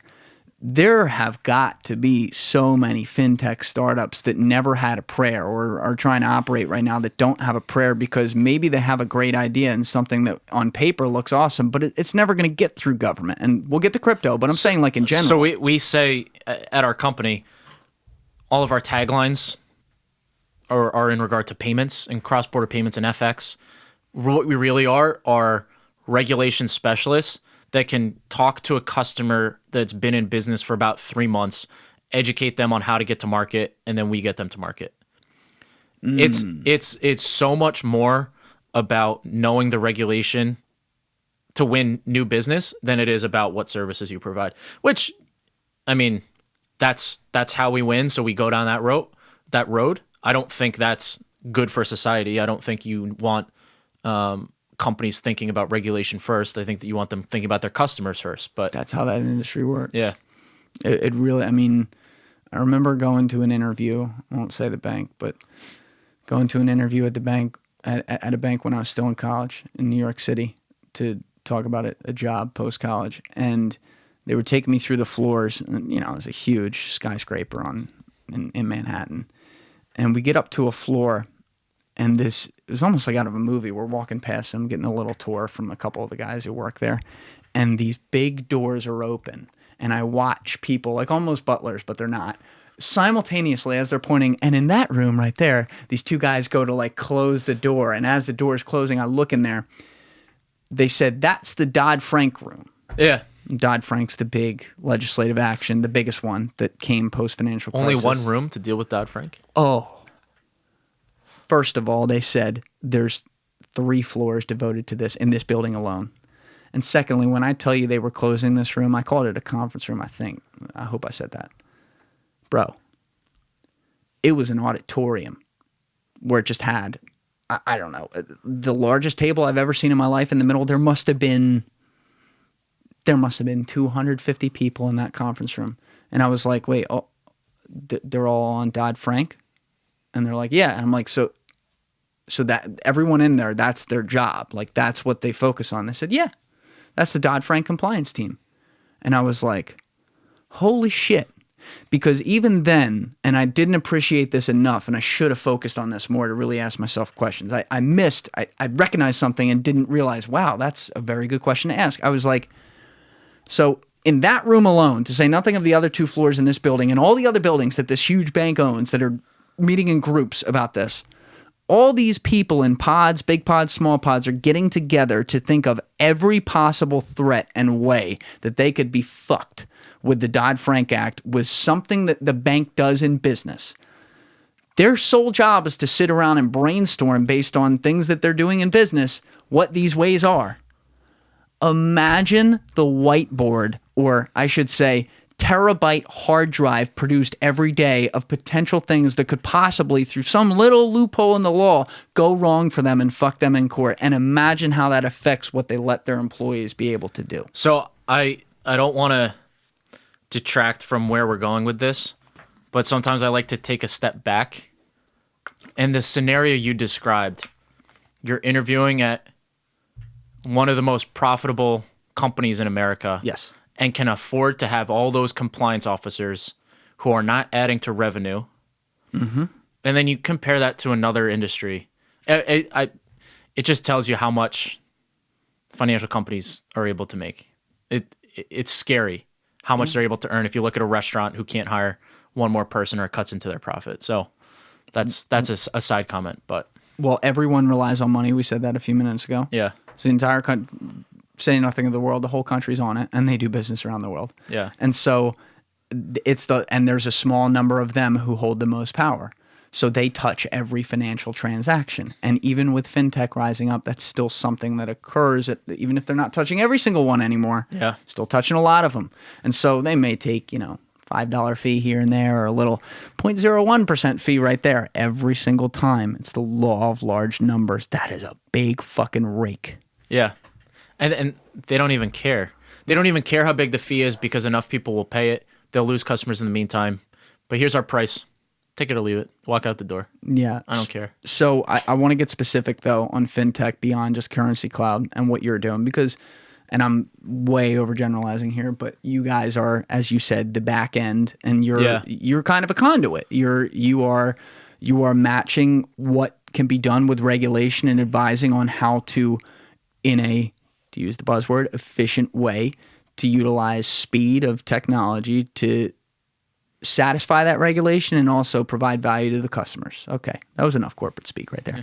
But outside of what you do, because I know you look heavily at this space, and I want to get to crypto, but before then even, what else are you seeing that are maybe like the 1 or 2 biggest trends in fintech right now, and what are those companies trying to solve for specifically outside of just companies that are trying to help be efficient around regulation? So I don't know if this is the biggest trend, but something I get really excited about when I get to talk to companies doing something like this are alternative types of lenders that are popping up in the market. And I think it's so fascinating because it says as much about the new economy we live in as it does about banks' inability to change, ability to create innovative new business models that don't deal with regulated services. So they call themselves merchant cash advance companies or cash advance companies. And really why they exist is because Amazon sellers, Shopify sellers, eBay, big commerce, anyone out there, even YouTube creators and podcasters have a stream of revenue coming in the digital economy, but they don't have a brick and mortar storefront. They don't have employees. They don't have a cash register. And they can't go to a bank and say, I need a loan, because the bank will say, okay, where's your business located? And they'll say, in my basement. They'll say, what do you do? I sell on Amazon. And they'll say, where's your income statement? And they go, well, here's my sales report from Amazon. I don't have an income statement. And the bank says, I'm sorry, I don't know what to do with this. This is hitting home. Keep going. This is hitting home. The so banks hard say, for I me. don't know what to do with this. So fine, a new breed of companies are popping up. And you can look them up, merchant cash advance companies. And what they do is they take Can you give an example? Clearbank with a C at the end is in Canada. Payability is a big one in the US.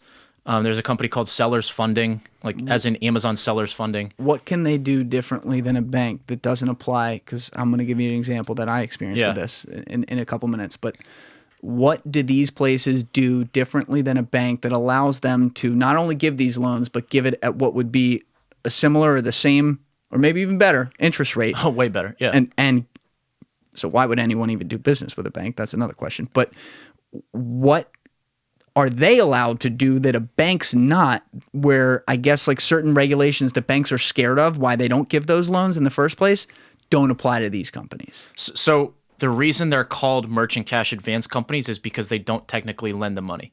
What they do is they'll connect their algorithm that determines a company's value or creditworthiness to the data feeds from all these different marketplaces at once simultaneously. Get all the sales reports from Amazon, their Shopify store. A lot of these merchants have, 3 or 4 different storefronts that they sell their goods on. They can immediately determine their creditworthiness, so you don't have to mail in a form and go meet with someone in an office. You apply online and you know within minutes if you're approved or rejected. And what they'll do is they will, quote unquote, buy a percentage of your future credit card sales. So you're not subject to lending laws because you're not issuing a loan with a duration and an interest rate. So they'll say you do $100,000 a month. I'll give you $300,000 for 15% of your future credit card sales until you pay me back $310,000. And they know based on their algorithm when they're going to get paid back by. All right, 2 things. One, I have one, and there's plenty of examples for this. I have one that will hit home for me till the day I die, because it ended up being the greatest failure of my career as a banker. At least that's how I took it, because I fought so hard for it. But it wasn't from a lack of effort at all. I did everything I could do. But prime example of what you're talking about. I got wired into a couple clients who run a kick-ass company, and it is all in the ether. They run, to really oversimplify what they do, they run a digital ad sales company, and they have, I guess, some proprietary ways of looking for spreads. So again, oversimplifying here, but they look in real time, in nanoseconds. They scan for ads that they can buy for a penny, that they know on the back end landing pages of content that they have, they can sell for $2. Those are the new Flash Boys, right? Yeah, exactly. And so these guys are geniuses, and they're really tactical about what they do, but they worked in the industry each for about 5-6 years, working at other places, and bided their time, figured out what they wanted to attack, and then they opened up a company, and bang, they were making 7 figures right away. Low overhead. They leased office space, which now they never need again, right? And they had a few employees. That was it. That was their overhead. And their business, without going into specific numbers to, take away confidences here, their business went from here to, if you're listening and not watching, let's just say double to triple inside of 3 years. Now, they came to me because they wanted a loan. And the way that they were paying for their business was they had an enormous credit card. I think it was like American Express or something. And so I won't say what the number was, but it was a nice fat number that they could pay because they did settle their money settled mostly inside of 90 days. So there's the 30, 60, 90 day in the financial industry. And so the way that banks would look at credit lines, and I had previously done some credit lines very easily with some clients. I'm like, oh, this is great. Let's fucking go. I'm going to help these guys out. Is that they'll look 10% of revenue. So if you do $100 million in revenue, they'll say, okay, we'll give you a credit line, rolling credit line at $10 million, which means every time you tap into it, whatever the amount left is, that's the amount of credit you have left. And then once you pay it off, it's back up to $10 million.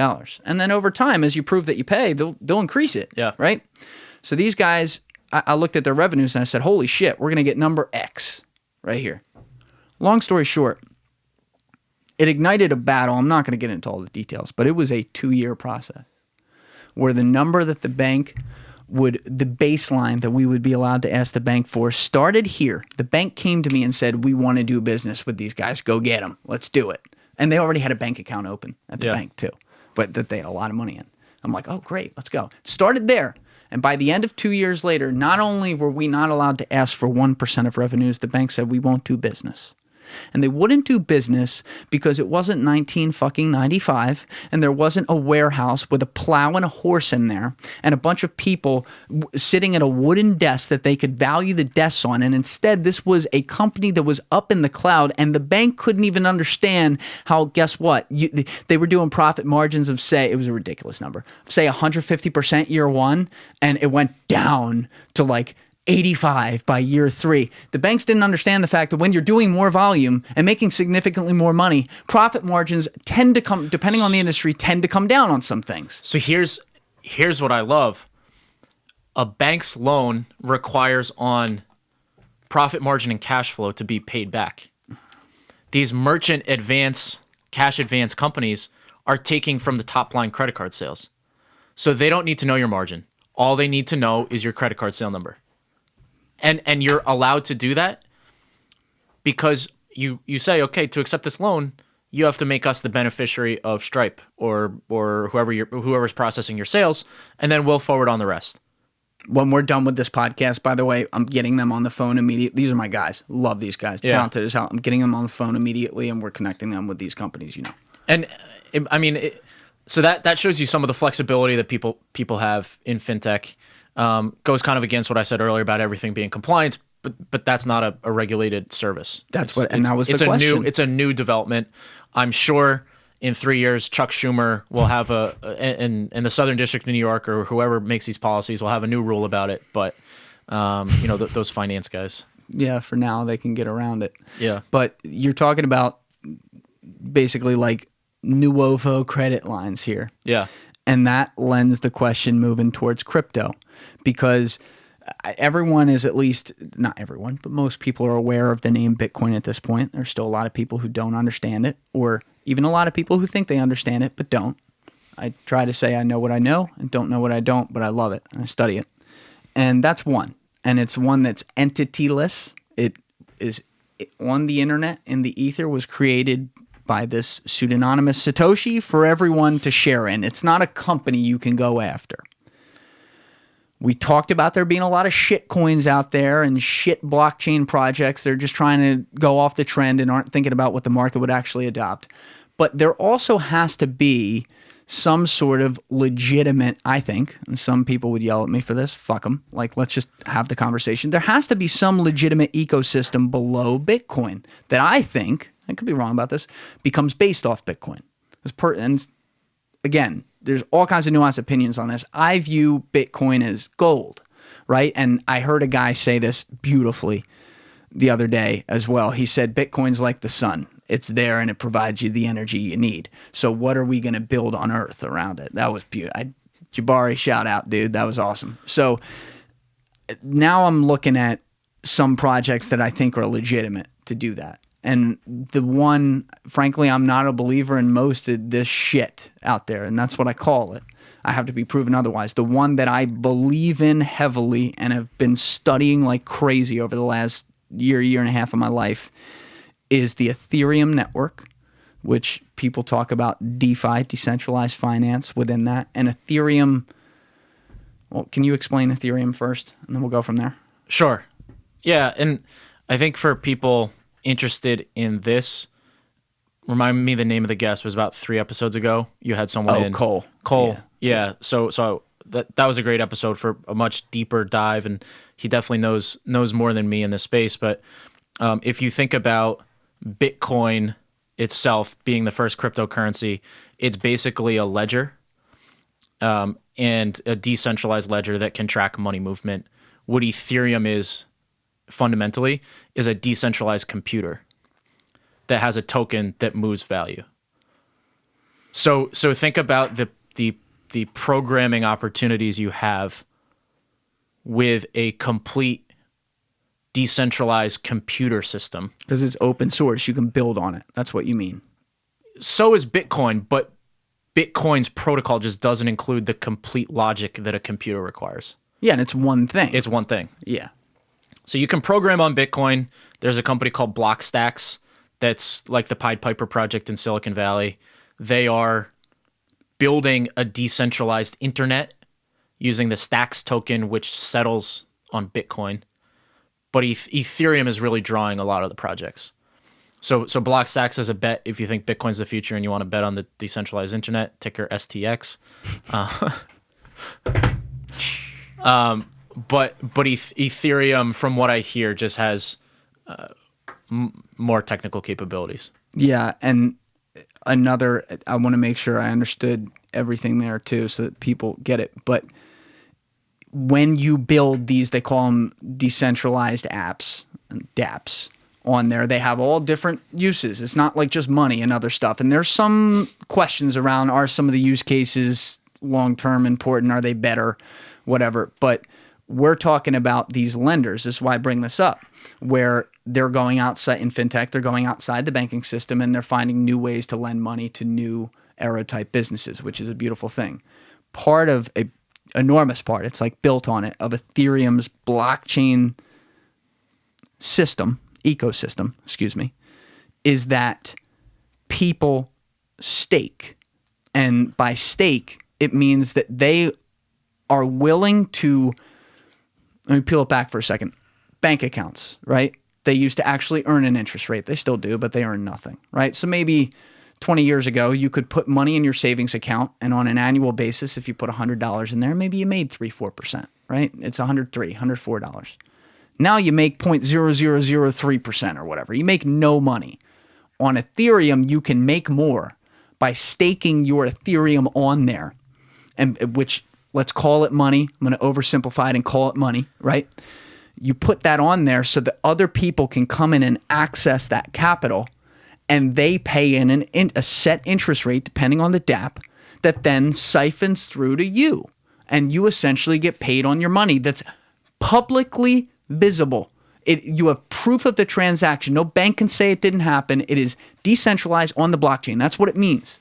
So you are allowed to access this. And what we are seeing, Cole talked about the number that it grew to. I didn't even realize how big it got, but it went maybe in like a year. We'll go check the numbers, but it went from like $1.5 billion worth of Ethereum ETH staked on the Ethereum blockchain to like 20 billion. So you're building this ecosystem that now, and my guy Jabari was talking about this too. He said anyone, anywhere in the world with an internet connection who wants to go access it can go get credit on there, like that they couldn't apply for and get at a bank. Yeah. And it's open to them. So my question is... That's the promise. That's a promise. So let's just say, for sake of argument, that promise is true. And there's arguments around it.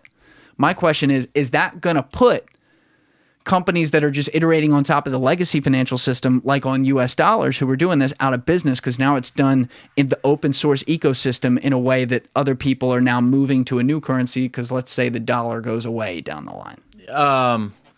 That's a loaded question. So. Short answer to a complicated question, yes. Okay. Longer answer is I don't think we're within 50 years of that happening.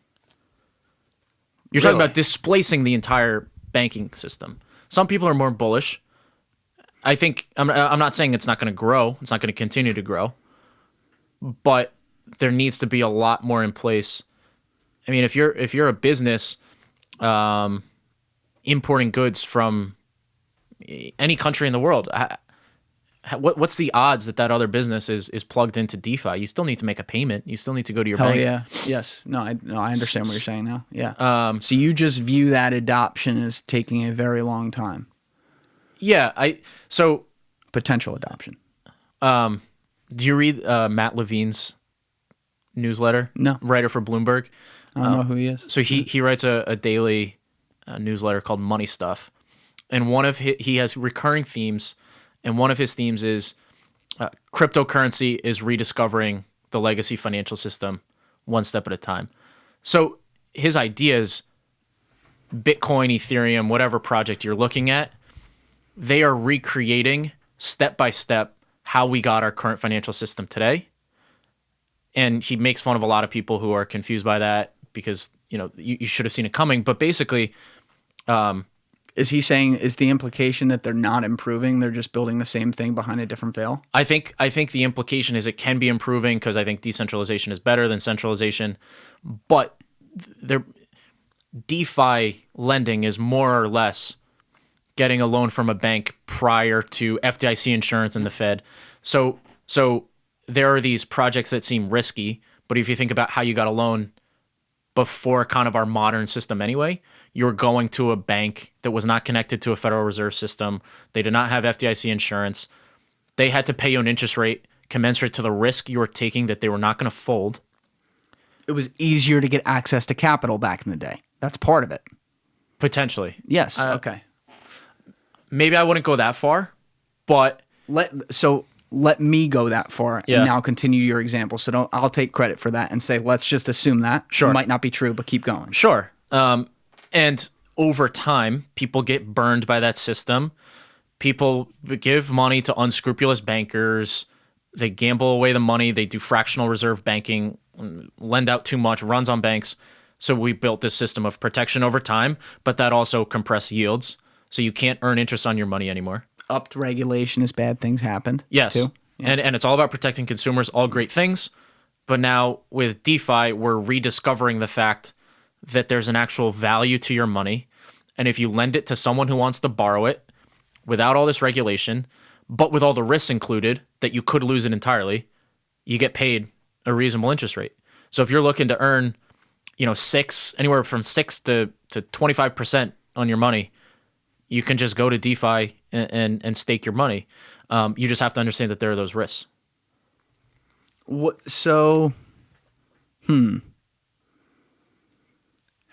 One key change that the system, and we're talking hypothetically, I'm not saying there aren't flaws in the system. Of course, there definitely are, and I'm not going to analyze all of them right now. But if you're doing that and staking on Ethereum, another key difference in the rebuild of the legacy system is that the legacy system was built on backdoor. The bank knows the data. Yeah. You don't have access to that. Yeah. So this is different. 100%.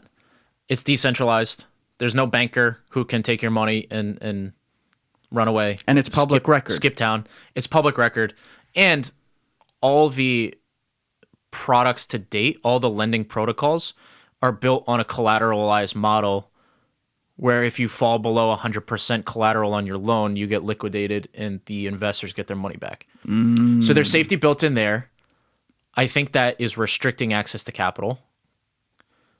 But for better or for worse, it's an experiment. Sure. And who knows what'll come up down the road. Yeah, there's a lot of open questions on it. I love that whole thing, and that's an enormous can of worms we could open up right now and go into. One thing I'll say, because we got to get out of here in a few minutes. We got to get back up to New York. But one thing I do want to throw out there for some last thoughts on this is, we mentioned this at some point earlier, but how healthcare and money are two things that are so important to everyone, but few of us actually understand it. Regardless of whether or not this is building a new and better system that's designed in a parallel universe, in a parallel way to the legacy financial system, one thing that I'm trying to pound the table with, and I'm a small voice, but a lot of smarter people than me who have a big platform are trying to pound the table with right now, and they're doing God's work doing it, is this concept of what the value of your money is. Like, we're talking about collateral and all this stuff and access to capital, and that's all a big problem. I agree with you. But the inherent problem is people aren't paying attention or don't understand that printing $4 trillion out of thin air to solve the coronavirus crisis has a lot of long-term complicated issues, and it creates this supply of money. And it's kind of like full circle, because we were talking about the media and platforms and controlling and policing thought and affecting how we hear what we hear and form opinions for ourselves versus that whole like react to opinions and then think that things are truths that aren't. Bankers, central bankers around the world, not just in this country, are doing that too. And they're getting away with it because unlike you and I and many people at least having the conversation about what these platforms have been doing publicly, these bankers do this stuff that we don't understand and we don't ask questions. And in a lot of ways, whether it be Janet Yellen coming in and saying she's going to try to legislate Bitcoin, yeah, fuck you. Good luck with that. Or whatever, the regulators seek that they can't understand that they think is going to take away their power. That's one thing. But they continue with the ecosystem that does exist, which let's just point to this country, US dollars in this case. It's not going away tomorrow. Like it exists, right? It's the center of what we go out to buy anything. They are essentially manning a ship and driving a lot of people into the iceberg who don't know they're doing it. So regardless of whether Ethereum works or not, or this fintech startup's going to disrupt this thing or not, how do we educate people without me just yelling to the rooftops, look at your money, it's not worth something? How do we educate people to get them to think about this stuff, to adopt so that we can have a better system, whether it be Ethereum, Bitcoin, or whatever it is? I've read a lot on this topic. Because you're right, we're facing massive inflation, but at the end of the day, the central bankers are doing what they have to do. We hold too much debt as a country, we have to inflate it away. There's no way we're ever going to repay the debt. They're put between a rock and a hard place. Yeah. So they're going to have to inflate massively. We saw it before in the 30s and in the 70s.